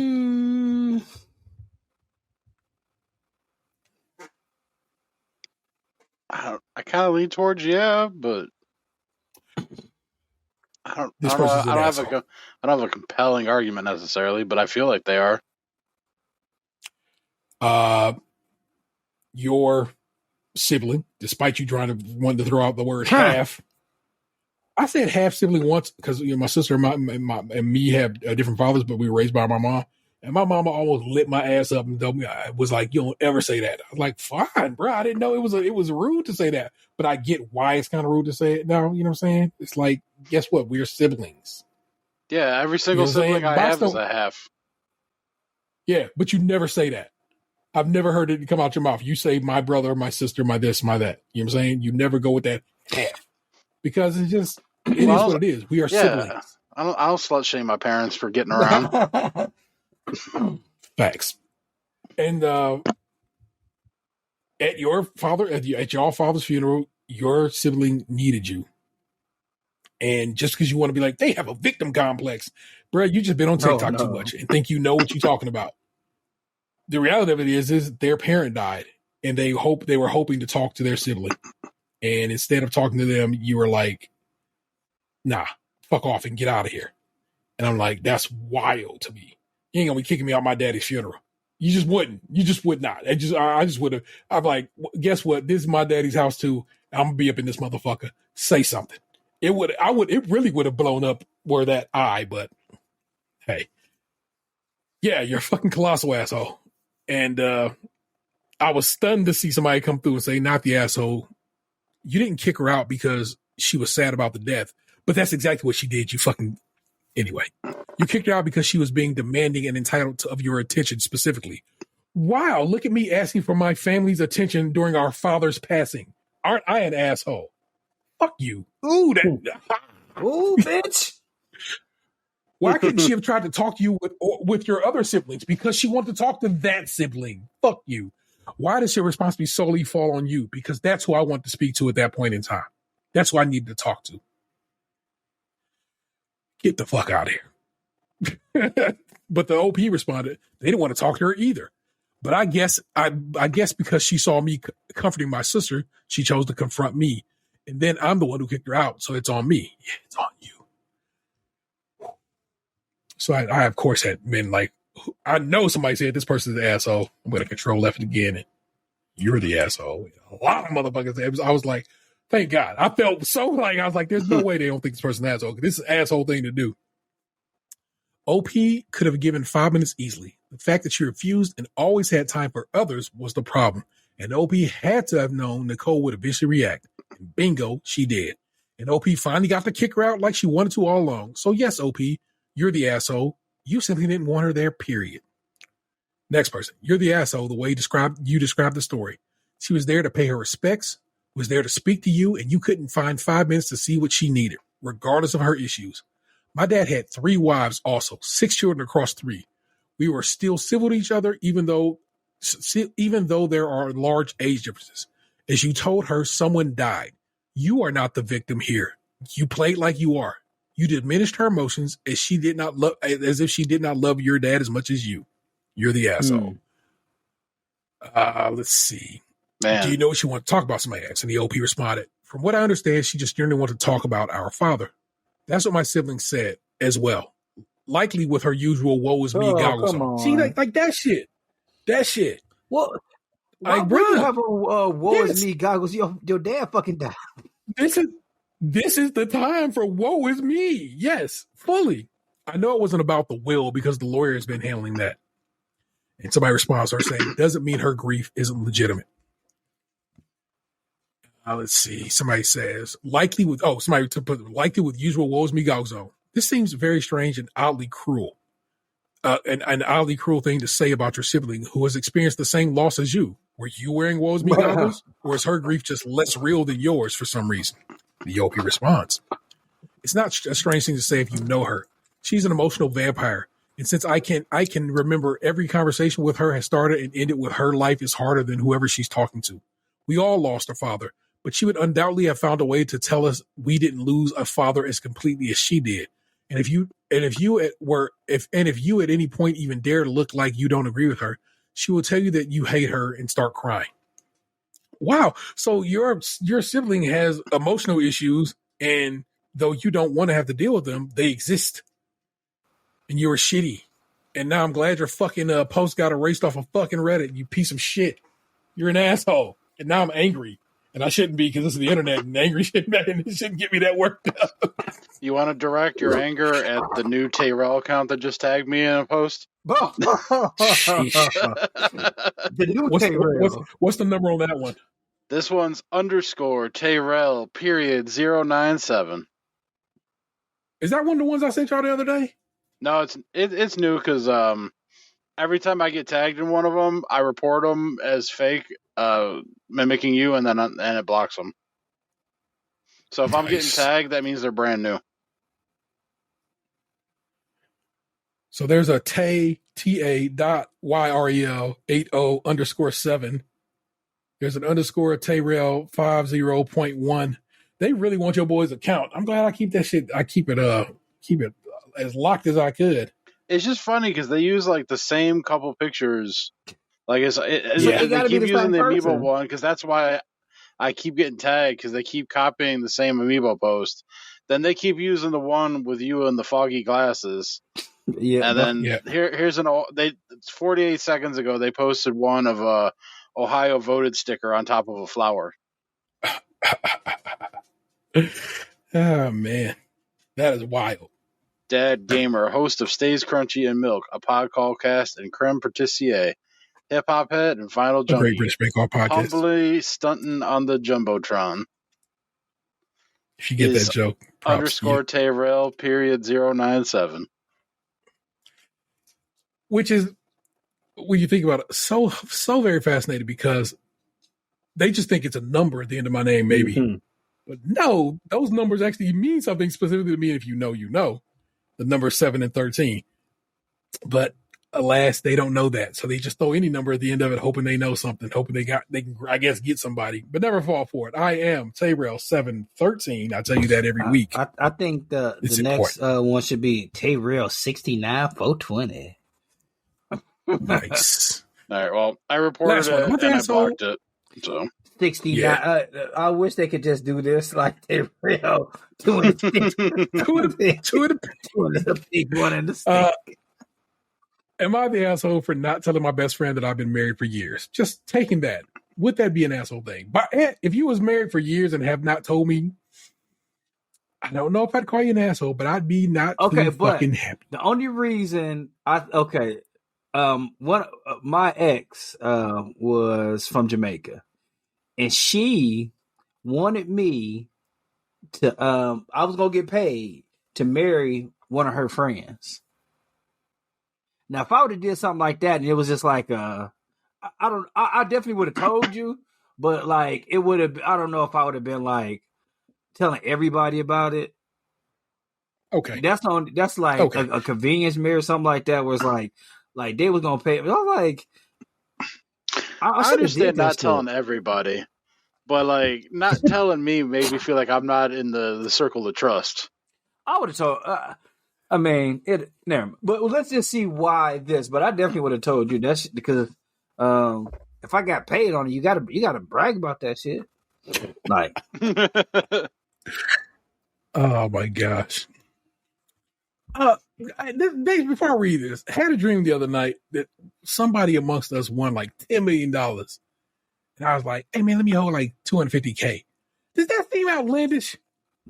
It depends. I mean, I've already thought that. Like, I mean, like if it's you win 10 million, but like it's 5 million after taxes, maybe you got to scale. Just say it's 10 clean.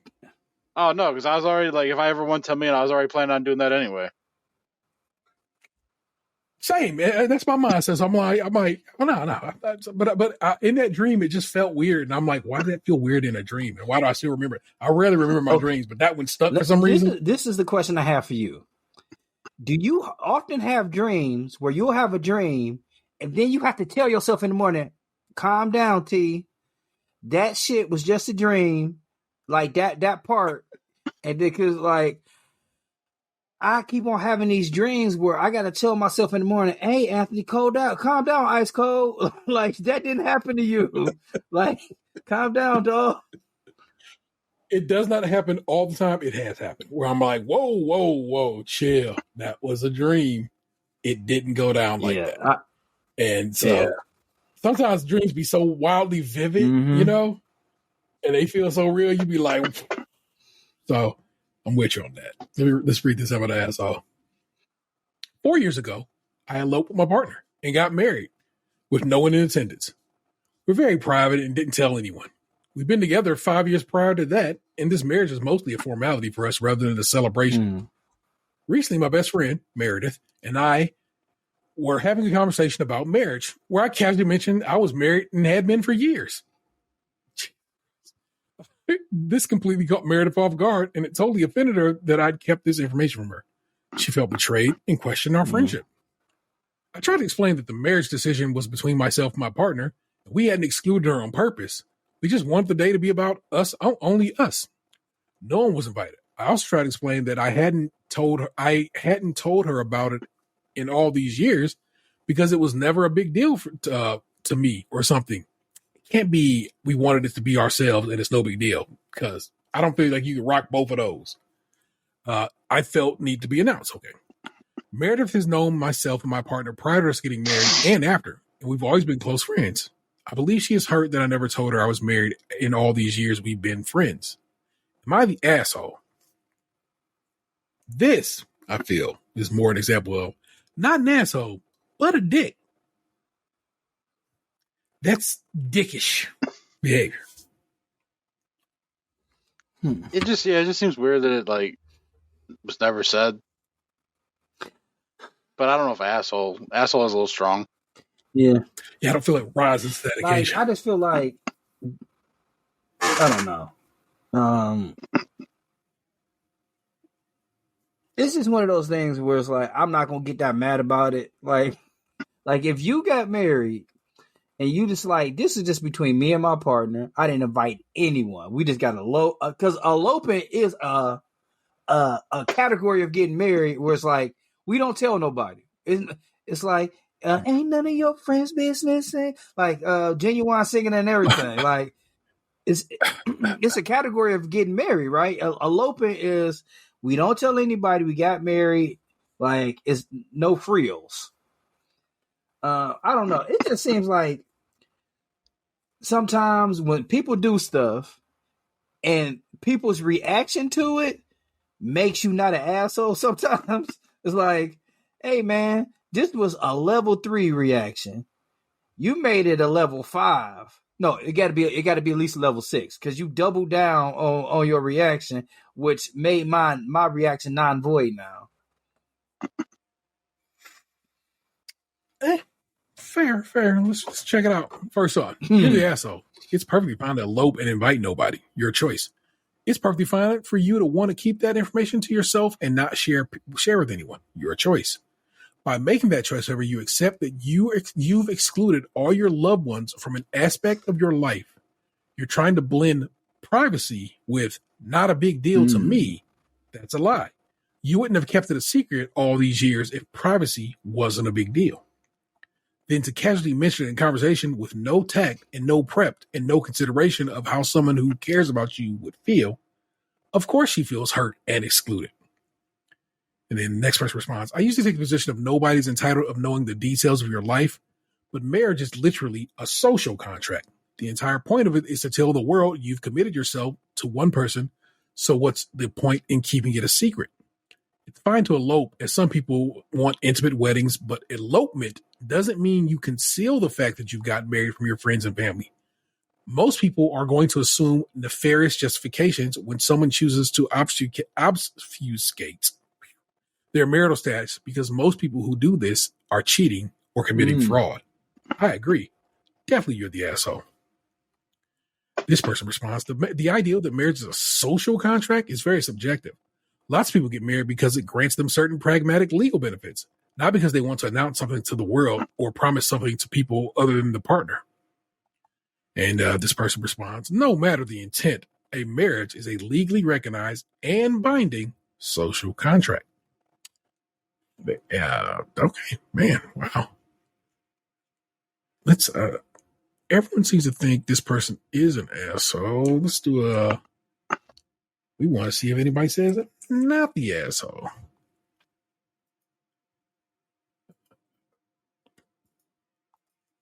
Oh, wait a minute. Here we go. Let's see. I would disagree with you. However, when I got married 24 years ago in a small ceremony, I neglected to send an invite to a friend's parents, thinking they would not care. I heard about that for 10 plus years. For some, and the friend here seems to be in that category, it is a big deal. Not the asshole for private elopement. You're the asshole for casually mentioning it years later. So, okay, I can get that. This one says, you're the asshole. What did I just read?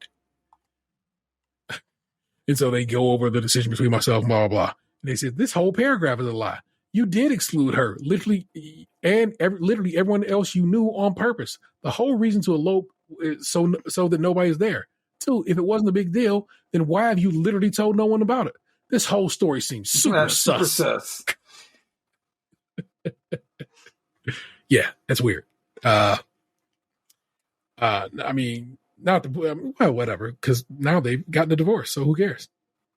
Vanessa's best friend just one day up and said, I'm married to this guy. Did not tell her parents it was happening. No one was invited to a wedding. It just some dude she had met, she got married to, and they stayed married for a while and had a kid, and now they're divorced. Mm-hmm. And but it was really weird, and I don't know, it just, you don't tell your best friend, you don't tell your parents you know what I'm saying, who you are so close with. And I feel like none of their relationships have recovered from that shit since. And even with this divorce, it's like it don't play like you would think it would. And I'll tell you about that off mic because that's some personal shit.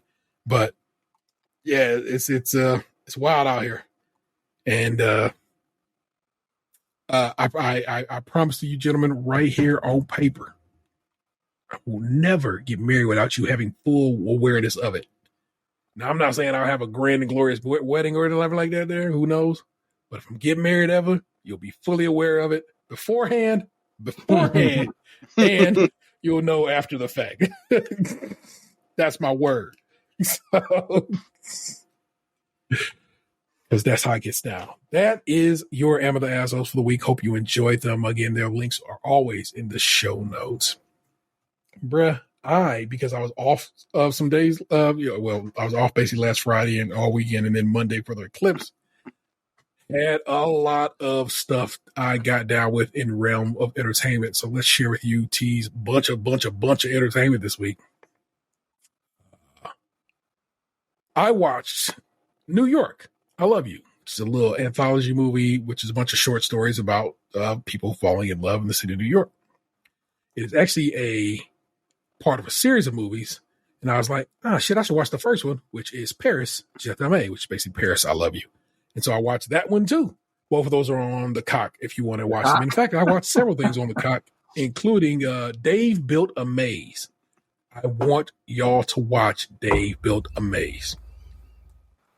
I'm not saying it's a grand and glorious movie. It just looks amazing. And it's a fun kind of situation.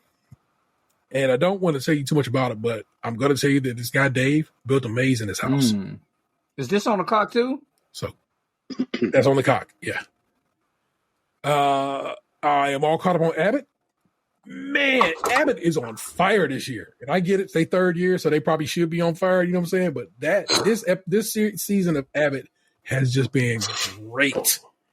So if you ain't caught up to Abbott or if you ain't watching Abbott, you should be. It is fantastic. I am caught up on Loot. Loot is such a delightful show. And this week's episode was way fun in an interesting way. Ron Funches. Love me some Ron Funches. Hands down. I was watching somebody react to The Suicide Squad. And in that movie, Sylvester Stallone played King Shark. And Ron Funches is not King Shark. If y'all watch the Harley Quinn show, Ron Funches is the guy who should be playing King Shark and everything, in my opinion. I want to talk about X-Men with Box. Hold on. So I also watched the NCAA Women's Basketball Championship. That was this Sunday. It was the Hawkeyes versus the South Carolina Gamecocks. Bruh, that was a game. I told y'all, I don't want to be claiming I love women's basketball, but I fuck with women's basketball. That was a hell of a game to watch. Again, it was here in my city, so it's even doper. And who was it? It was Bomani Jones. Bomani Jones pointed out that Iowa, yes, definitely has Caitlin Clark, but South Carolina basically had two starting lineups, and they went out there and they handled their business. It was wild how good that squad was. 38-0 when all was said and done. 109-3 over the last three seasons. They are Dawn Staley has built a program at that school that could one day rival UConn, because UConn got a hell of a women's basketball program and has had one, and men's for that record, because they won the men's side of the business. That game was fantastic. And then I threw it on thinking, oh shit, it's only a few minutes left in the half. And I'm like, wait a minute. The women play quarters. The men play halves? What the fuck is that shit? So the women's college basketball, they play four quarters like in every other basketball. But no, actually, I think they play halves in the international game as well. But men's basketball, they play halves, and I'm like, that is so weird to me. That they're not, equal, but it's been a lot of not equal between these things, between the women's and the men's basketball programs. Isn't it the same amount of time though? It has to be, right? There's no way they Like, I mean, I know the are, men's like, play letting them 20-minute play. halves. Don't the women just play 4 10-minute quarters? So isn't it just Yeah, they get it's an gotta extra? They get an extra 2 breaks. That's all it really is. Yeah. So it's not like it's like unequal treatment or some shit. It's just they get 2 more timed breaks. It just seemed bitch on the men's part. Y'all niggas can't play fucking 4 quarters. Come on, man. Plus because they clock be rolling real too. So anyway, watching Dawn Staley literally cry so hard that she could not talk to the woman trying to interview her on the sideline almost made me cry because I'm your boy hyper emotional and I get it. But when she got it together, like that's what's up, Coach Staley. You out here, man, and it has to be respected. Caitlin Clark is a hell of a ball player, y'all, and locking Caitlin Clark down still netted Caitlin Clark 30 points. That's locking her down. She put up 30. But then I watched her and you could see as frustration was letting in and so forth and so on, she kept like losing the ball and getting stolen. Her handles just weren't staying there, making some erratic and wild passes and so forth and so on. It just got bad toward the end there. But I know what that was. That seemed to be to me just frustration setting in. But otherwise, man, she played a really great game and it just was not meant to be. But she will be the first person drafted, I believe, next week. I thought the draft was next month. No, that's here in April. Like a couple of weeks after she get done in college, she will be picked up. She will probably, with all likelihood, unless something change, will be picked up by the Indiana Fever. The way it's looking, they have already made it that their 28 of their 30 games are going to be broadcast nationally.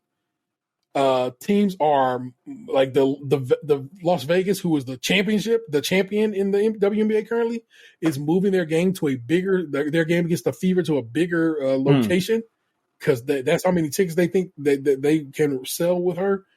I want to say Phoenix is advertising basically one of their old head players versus the rookie. You know what I'm saying? It's like it's crazy what's popping in the realm of women's basketball. They are also working on some expansion teams and so forth and so on. They seem to be ready for the stage that they have set before them. And so, again, I told y'all, like I said, I told y'all last week, this WNBA draft is going to be a wild one, and happy for them. But congratulations to South Carolina, did the damn thing. 38-0 is pretty fantastic. And just to point it out to you, 38-0 with a whole new starting 5. All her starting 5 from last year graduated and left. People didn't even think that the South Carolina was going to compete this year because they thought they was going to start from scratch. Not only did they compete, they won them all, every single game. That's dope. It's like wow, dope. You know what I'm saying? So very, very much enjoyed that. X-Men 97. I waited 2 hours and 19 minutes. 19 minutes. It's where your patience pays off. It is so blessedly good. It is so much like the comics. It is so much like an MCU. It's so well written. And this week's episode was a banger. You watch a box before I go coming out my mouth? I watched. That's why I was a few minutes late. I was getting caught up, so I watched last week's and this week's. Very good.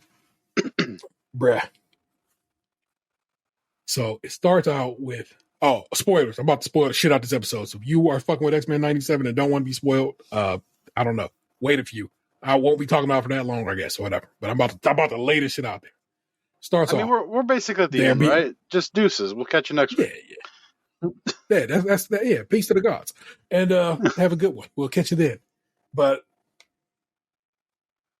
the X-Men are being interviewed by a reporter who's trying to, figure out mutants. You know what I'm saying? What's going on with these guys? Because Genosha is about to be allowed into the UN, and that's a big deal. A country built on mutant sovereignty is now going to be a part of the United Nations, and so that means we gotta be cool with mutants because I'm saying the world has said we should be cool with mutants. And they're interviewing Beast, and he's, basically trying to play the nice little, hey man, I love having an interviewer like you talking to me and blah, blah, blah, chicky, you know what I'm saying? Beast out here getting his little flirtations on. And then they bounce over to Jean Grey talking to Wolverine. And she's like trying to figure out, where do my memories end and the clones begins and what makes what. And then for some reason, she kisses Wolverine. And I'm like, this bitch. And then they pop over to Scott, and he's being interviewed, and Scott basically like, man, y'all on some bullshit. Because they asked him about his kid, and you know what I'm saying, what we the viewers know and what the interviewer doesn't know is the kid. Yeah, he had a kid, but that kid, as it turns out, was then stolen by somebody, kidnapped, and thrown in a vat of Mountain Dew and given a techno-organic virus, and then had to be taken to the future to survive. And you can't really explain all that to a TV interviewer. Yeah. And so he's salty, and he like, y'all motherfuckers don't even understand. I'm out here this every week saving y'all fucking lives. Y'all couldn't even be here without me. And he's just mad, and he's angry about that shit. And then he like, but that happens on live TV. So they like, oh, damn, Scott, bro, what you just said to these people, man? And then they pan away, and then Scott's off of Dolo, right? And he's talking to Jean, and she's like, tell me about Nathan. And he's like, man, he had this crazy rust-colored hair and these beautiful brown eyes. I can't even see color, but I can recognize my son had these beautiful brown eyes and blah, blah, blah. And then he started kissing Jean, and you like, what the fuck? And then all of a sudden the room just disappears. He's like, show me, don't tell, or tell me, don't show me. A psychic report was our thing. He was talking, he been macking with the clone Gene this whole time for like a month. And real Gene just found out this motherfucker been basically mind cheating this whole time, or cheating like a month. And she's like, this motherfucker. But then, of course, I'm like, bitch, you just kissed Wolverine. The fuck is you talking about? So again, I'm mad for no reason in a fictional universe. But still. So that's beef. She's like, you go be with my clone. And she said like that. Once again, it's real Angela Bassett coded kind of writing. You know what I'm saying? That's 2 weeks straight. I'm like, y'all basically want to write a movie with Angela Bassett being a besmirched woman. Feel like that. You know what I'm saying? From these writers. Meanwhile, on Genosha, right? Magneto, Rogue, and Gambit done came through. And Genosha popping. It's looking great. Like, oh shit, Genosha's really changed since the last time we were here. Leech and the Morlocks are there. You know what I'm saying? People from the universes of X-Men are there.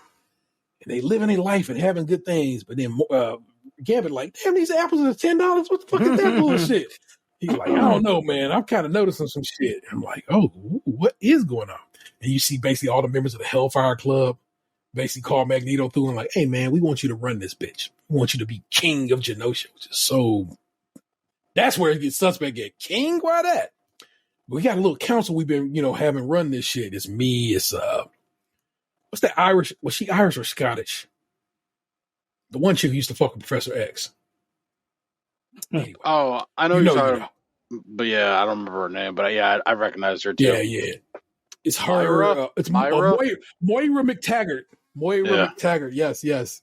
It's Banshee. It's the one dude from the Hellfire Club. It's Emma Frost. You know what I'm saying? Are trying to get Magneto to agree to be king. He like under one circumstance, but you bounce off, and it's Rogue and Gambit is kicking it with Nightcrawler, who's taking them all around Genosha and talking them up and so forth. Nightcrawler, as it turns out, is on this same council as trying to help out mutants of faith with their different faith journeys and so forth. I have no idea what he means, but basically, Nightcrawler was a priest, so it's like, if you know, you know. And so Rogue, she loved her some Remy, but she like, Remy, I can't even touch you, man.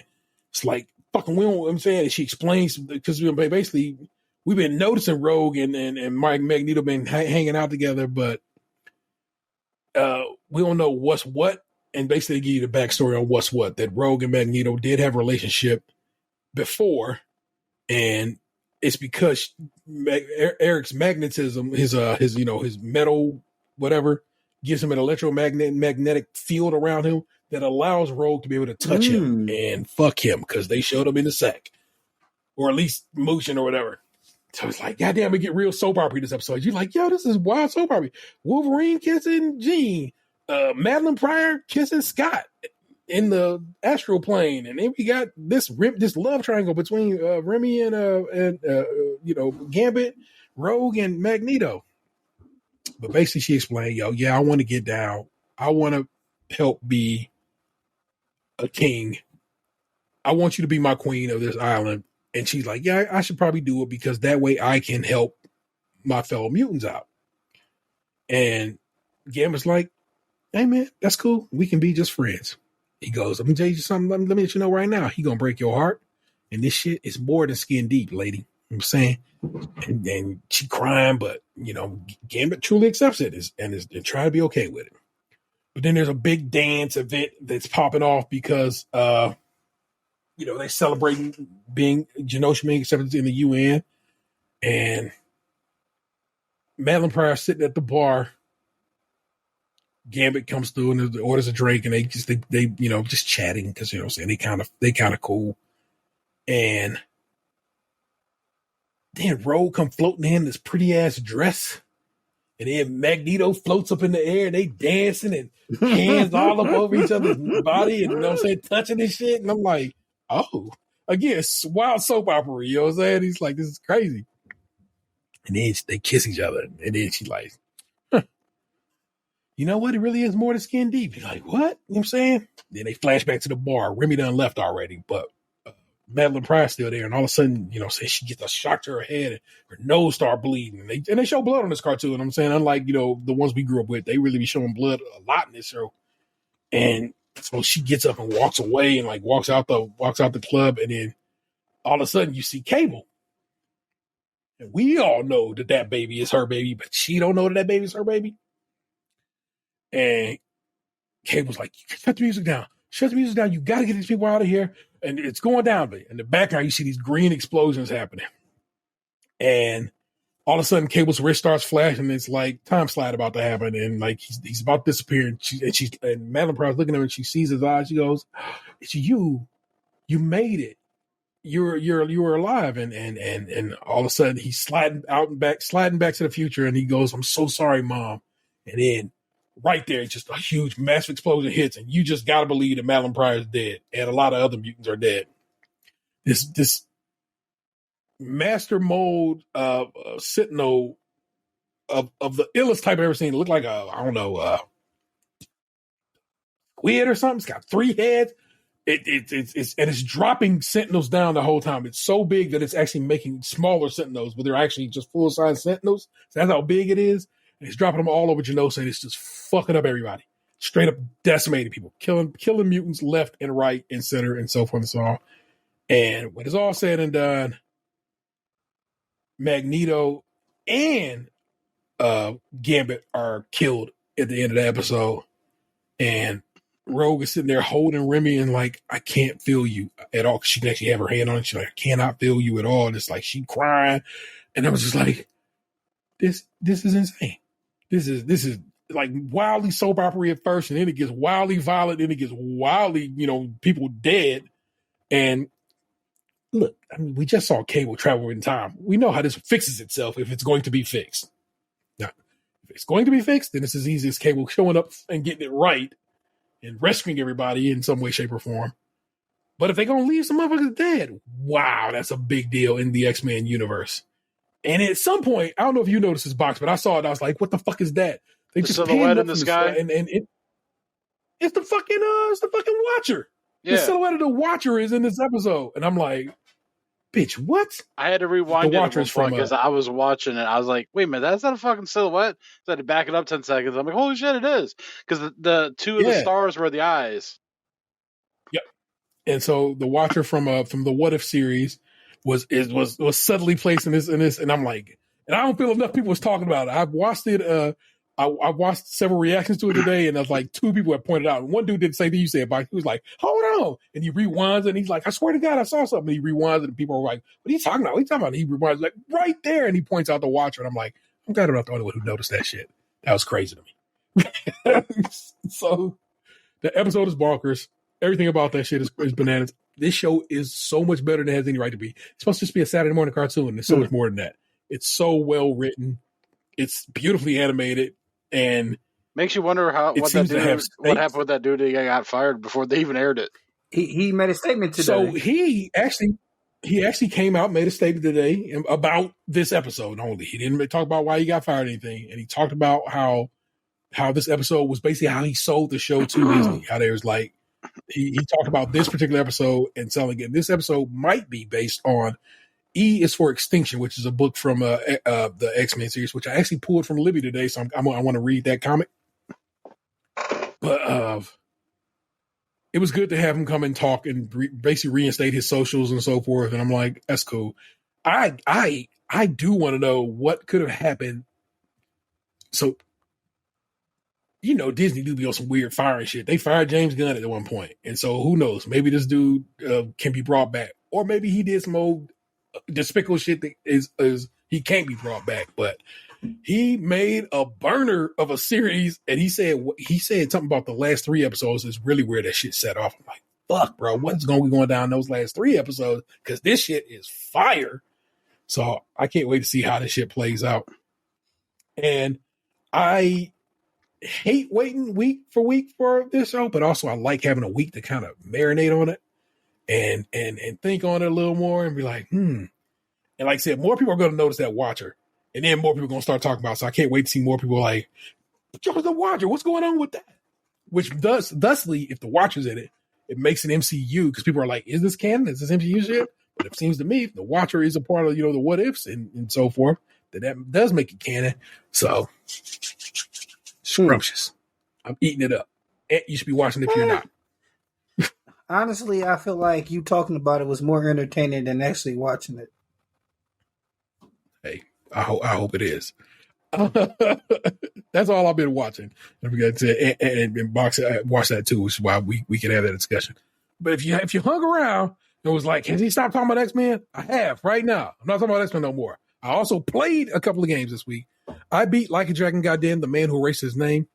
That was way more fun than it should be. That's a little side story. I don't want to play Like a Dragon because I don't like RPGs.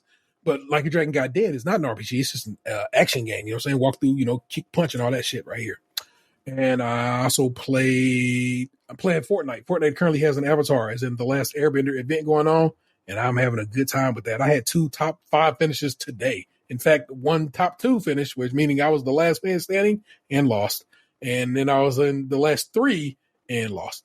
So no victory rounds for your boy today, but I was on that shit. I told you I listened to Dark Side of the Moon while the was going on. But also got a couple of records behind me. You can see right there. Grab them. That's what I was actually just spending these tonight, so it's not like I've been listening to them all week. That is Blue, The Color Blue. It's a fun record. All the songs have the word blue in it somewhere. I am blue, everyday blue. People call me blue because the sky is blue. You ain't never been blue. I was born to be blue.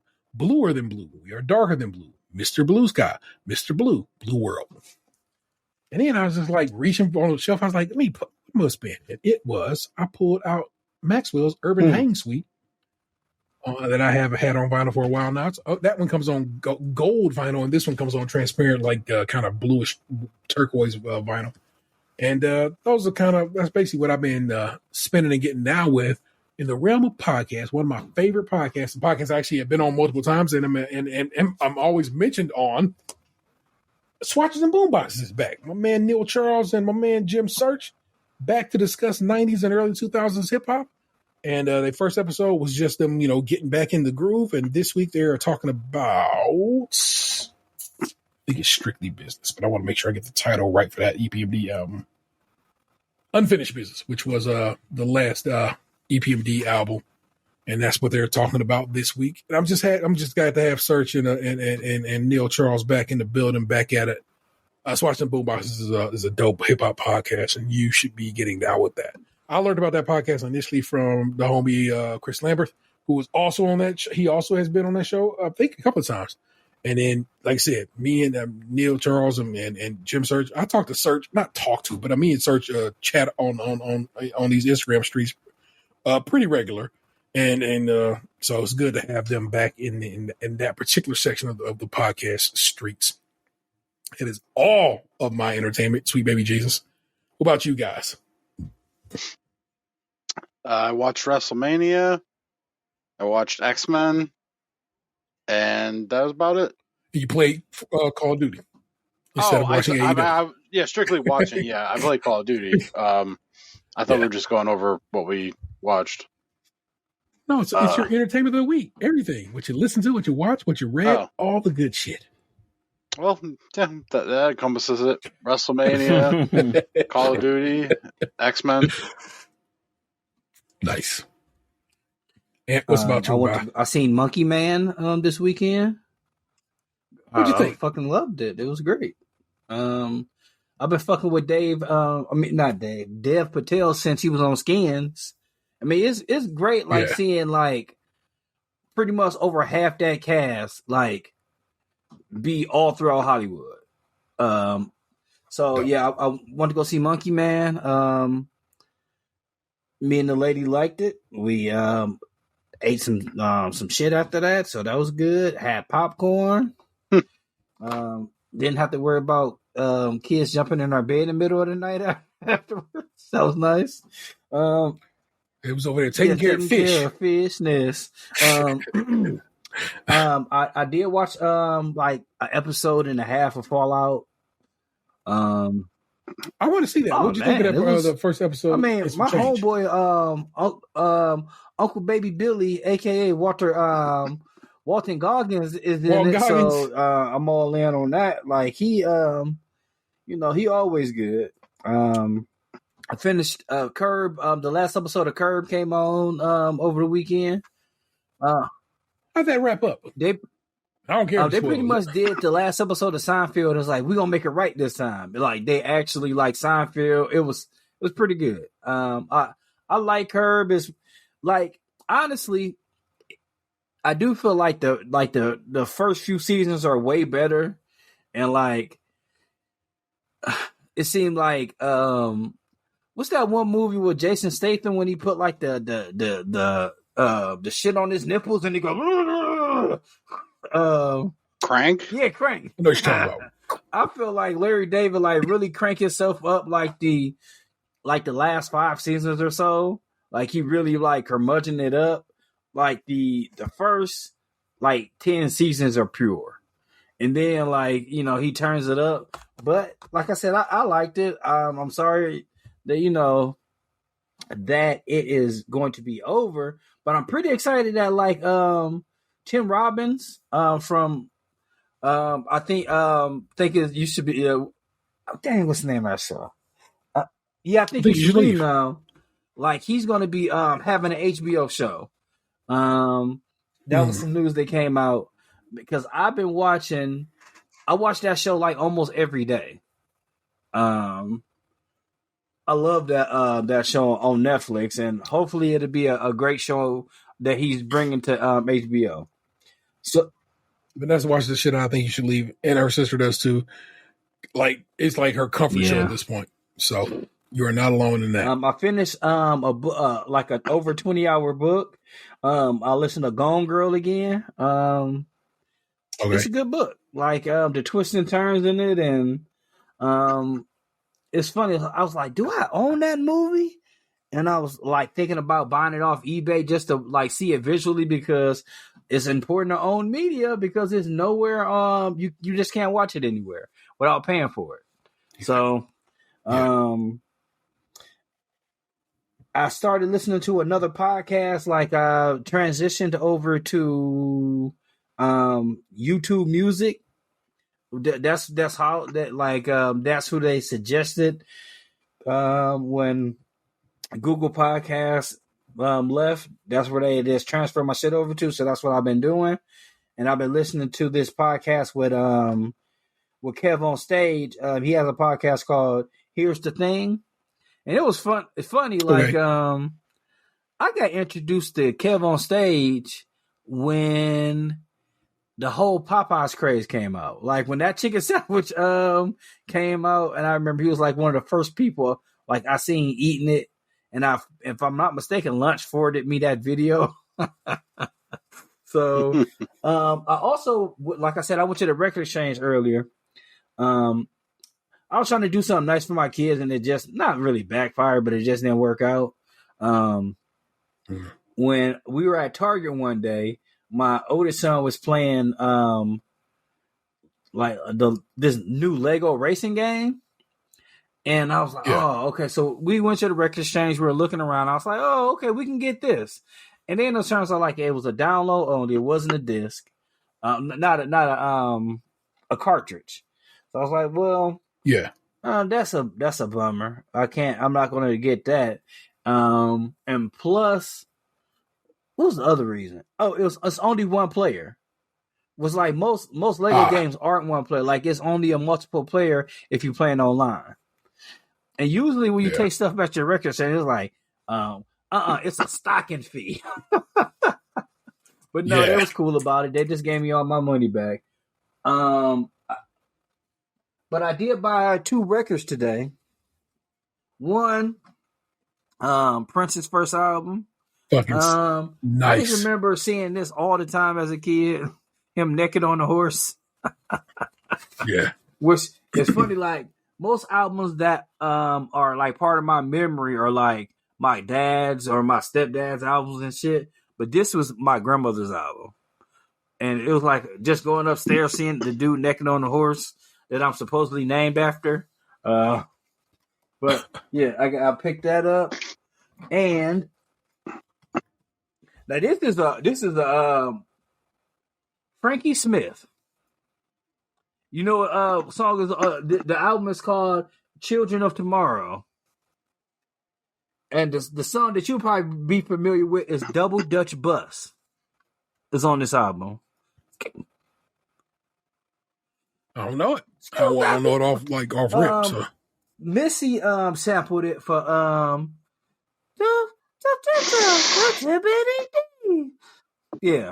Double Dutch Bus. Is it in the kids are? This is the original for that. So, like I said, usually when I get albums, it's like mostly nostalgic, and paying $5 for this. The album, the sleeve don't smell like the basement, but the album do. Whew. And I feel like that was about it. Like it's a struggle every day. I'm telling you, people, like not having Discovery Plus really like trying to be good about like, oh, I'm gonna save some money, but my life is fucking miserable without Discovery Plus. Like I just need to just bite the bullet and just get it because like I miss Discovery Plus so much. It's like $6, ain't it? That's it's like $6, right? But like it's the principle of the thing. It's like you're saving money, Anthony. I'm like, am I though? So I might break down and get it because like, everybody else is like you know, Max sold us a bill of goods saying that they were gonna be like that they're gonna have the Discovery stuff, but they don't have enough on there. And I want to watch You Live in What so bad. I'm trying to find out if it's Lego 2K Drive. Oh, this seller on eBay says physical cartridge. I'm looking at the box here and I'm trying to see if it says anything like this is a download only because it don't look like maybe that's just all they had. And it says 1 to 2 players. 1 to 2 players, but it's like it'll show like with the TV it's online. I see it right there. Online mode 2 to 6 players. Yeah, okay. That sucks. Boo earns. But that was our entertainment selection for the week. Let me start breaking it down for y'all. Let's get the fuck out of here. Housekeeping. Please rate, review, subscribe, and share the show wherever possible. Of course, that would be on YouTube and on Spotify, Apple Podcasts, so forth and so on. I put up the audio versions over on YouTube, but when I do that, I have volunteered to make a little I usually make a little animation of the title or something like that. There's a little small intro at the beginning of the 532, the last Adolf, that actually, I took a video off of YouTube of somebody killing Hitler in Wolfenstein 2, The New Colossus. Great game. Y'all should play that game. And so if you start that video, there's a little clip, and there's like, I don't know. I thought I made a pretty cool thing, and the video is like I said, it's up on YouTube now. So I think that one turned out pretty well. So again, get over there, YouTube, follow us on YouTube, subscribe, and thumbs us up, and so forth and so on. It's good stuff. If you want to support the show financially, got a couple of dollars in your pocket, thinking I can give those guys $1 or $5, because those are the options you have. Please consider joining us over on Patreon. Members at the $5 here get extra content and stuff like that. And the members at the dollar tier, I'll throw you a little something every now and again. But really, the dollar is basically like, here, man, let me give you $1 so y'all can just to get by. And that'd be dope if you just gave us $1 to help the cause. You know what I'm saying? $1 goes further when all y'all get together and start throwing y'all dollars at once. $1 makes us holler. TeePublic. Well, yeah, I holler in general. I got mad earlier at fucking I'm an asshole. Come on. Asshole. You don't get that entertainment from everywhere. Merch over at tpublic.com/users. That stays Crunchy Milk, all one word. Feel free to give us a call, 216-264-6311. That's 216-264-6311. We'd certainly love to hear from you. And hear from you, we have, in this case, it is from our Spotify page, which basically means it's got to be Carrie, because Carrie, you know what I'm saying, he comes through on and interacts with the questions I ask each week. And let's see. First one, the question was, did Aaron Hall say dumb bitch? Do you even know what I'm talking about? And of course, it is the homeboy Carrie. I don't know the song, but I don't put anything past Aaron Hall. If y'all say he did it, he did that shit. Guilty as fuck. Thank you so much, Carrie. You publish that, so that'll show up on the on Spotify. The song is Peace of My Love. It's off Guy's first album, which I believe is called Guy. I think it's self-titled. And on that song, which basically starts, I do love you. You can have a piece of my love. It's waiting for you. At some point, that happens again. You can have a piece of my love. And in the background, clear as day, you don't gotta people. It's weird that people argued about it. You hear somebody say, dumb bitch, it's waiting for you. And the song keeps going off from there. I'm like, why was that an argument? He said that shit. Yeah, it's like where people be like, man, if you listen to the Beatles in reverse, you hear the devil. Like, you didn't even got to do that shit for this album. He said, and I've seen, like, it's so funny, like, every time, like, it comes back up in people's mind, I'm always sending to you, like YouTube videos or TikToks, as it were now, when it comes back up. On episode 532, the last Adolf, the question I asked was, what y'all sipping on? And I think it's because we had just we had been talking about ginger ale that on the we tried that we recorded before this episode. And Carrie did respond to that, and Carrie said, I've been sober for what will be 11 years on Halloween. Congratulations, sir.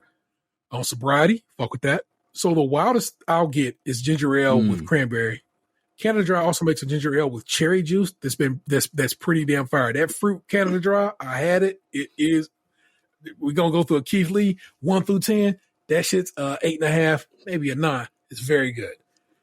It's called Canada Dry Fruit Splash, and it is hitting. Again, congratulations on sobriety. It's hard, and if you had to get sober, it's for a reason. And I'm glad that you are succeeding at that and may continue forth. And that's so dope. Let me click that publish on that so that it also pop on Spotify. And so thank you, Carrie, for getting down to get down. Carrie, man, last week we was going to talk about Monopoly Go. We almost just got out of here without talking about it this week. And I specifically wanted to talk about this because I know you play and you are on my friends list now and so forth. I went and cleared out that friends list today because I was like, it's too many y'all motherfuckers on here now, people I've been trading with. So I had to clear the decks. Box put us onto an app called Sticker Go. And it has a sticker space Go, capital Go, with an exclamation point. And that is how people are trading stickers. And I don't know if you are hip to it. You probably are. You seem to be a real, I know you're a real hard clack addict.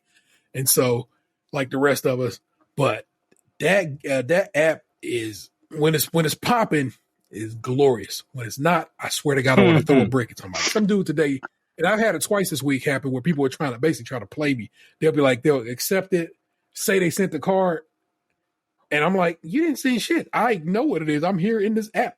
Like, it's not like Monopoly gonna lie to me and say you sent me some shit you didn't send. So dude said, oh, I messaged him. I was like, hey man, I sent you the exchange. I didn't receive it. And I'm like, bitch, I'm looking at, I know you received the exchange request, because then eventually he denied the exchange request in Monopoly Go, in the game itself, not on the sticker app. Mm-hmm. And I'm like, this motherfucker. So I'm like, it's only twice now that I had somebody try to pull some bullshit, and I'm like, don't be on some old, somebody accept it, and then it's like, oh, I'm sorry, I don't got the card no more. Then why are you fucking accept this shit? All right, bro. It's like, keep your cards updated. My cards is updated right now. Well, no, I gotta go through and add my copies to here in a little bit before I go to bed. But yeah, that's just that app is dope when it works. And like I said, it helped me get a lot of close out a lot of sticker packs. I was trying to get some 3-stars off of there today, because today was the end of the partner event, and man, I had to fucking have a random as my fourth partner because everyone else was already full up, so I had to like someone I didn't even know. Yeah, like you didn't. I sent you a request like first. Like you just didn't. You didn't. I never got it. Oh, yeah. I didn't have I didn't have a thing from you. This was literally one of the worst ones I've had. I just could not. It was like 400. It was more often than it should have been. It just straight up bothered me. I'm like, this is fucking bullshit. Yeah, I realized that the play is to just spend the lowest possible to 20. Like, don't do any multiplier, because I was getting so much more just doing 20, because like I was doing 100 spins for a while there. I was doing 200. I had a bunch, and I was barely getting shit. And then I rolled 20s. Like I had like 1,600 coins or whatever, and then I rolled 20s with Anthony's partner like this morning, and shit, her and I got to the point where we were able to finish the fountain. Wow. Yeah. I didn't even get to past the fourth safe with Ant. With everybody else, we were working toward the last safe, but we didn't get to it, of course, obviously. So it was a bad go around. I was very unhappy about it, which is why, like I said, I tried to stay real dedicated to trading. I was like, let me get rolls so I can get coins and we can fucking finish these goddamn things. The thing though, so after the event today, rolling was glorious. Like I was hitting on stuff, and I'm like, what's the point of this? I was just playing. I had to stop playing because, of course, I ran out of roll. But like, I was rolling on 250 rolls for like almost an hour. To do that during the event, no, not a chance. Like they really had that shit keyed in. I was very unhappy with that event this go around. So almost my point. And but I do like the app. I do keep it up to date. And so if you because we can friend somebody on the app, and then and you can see what cards they have, and so it's easier to just to trade with that situation. Although I just hit up Ant today, and he just sent me 2 cards I needed, so that was dope. So that worked out. But my buddy did that yesterday. He messaged me and he's like, "Hey, is your sticker album on the app up to date?" And I was like, "Yeah." I'm like, all the shit I have, I might have to go in and update the dupes, but I'm like, everything I have is on there. He's like, oh, "Okay, cool." And then he just sent me like 4 cards I didn't have. And then today, the gold sticker trade event is up right now for the next 24 hours for the 2 4-stars. He messaged me and he's like, "Hey, do you need either of those?" I'm like, "Yeah, I need both." And then he's just like, "Here you go," and he sent me both of them. Sick. That's what's up. See, that's the kind of friendship we need. But like I said, I went and cleared out everybody that that unless I know you've been around in my friendship column this night. It's a couple of strangers in there. Hex and Jason. I don't know who you are in real life, but I kept y'all because y'all been down. y'all get in there, y'all play community chess and send me my 10 dice every now and again. So I kept y'all friendships, but everybody else had to get the fuck about it. I was like, this is whole shit. I usually realized end that's up probably cutting going to to lead people them. because I realize the more people that I have on my friends list, that's the more people that fucking rob me. Yeah. Yes. How many That's friends exactly do you what have my in total? point is. I was Oh, in the shit. 40s, 50s today, and now I'm down to 15. I have like 22, but like half of them don't even play. Yeah, I'm only down to 18, and I think the only people that play is like y'all, the lady who used to sit behind me at work, and her sister. That's it. Oh, and my partner. That's it. Like nobody like plays for everybody else is like strangers that I just happen to land on. There you go. All right, there you go. Anyway, I just want to put you on to that, Carrie, man, and Nick. Of course, if you are listening, you know what I'm saying the Sticker Go app is on iOS and Android. I think it works pretty well. They keep it updated.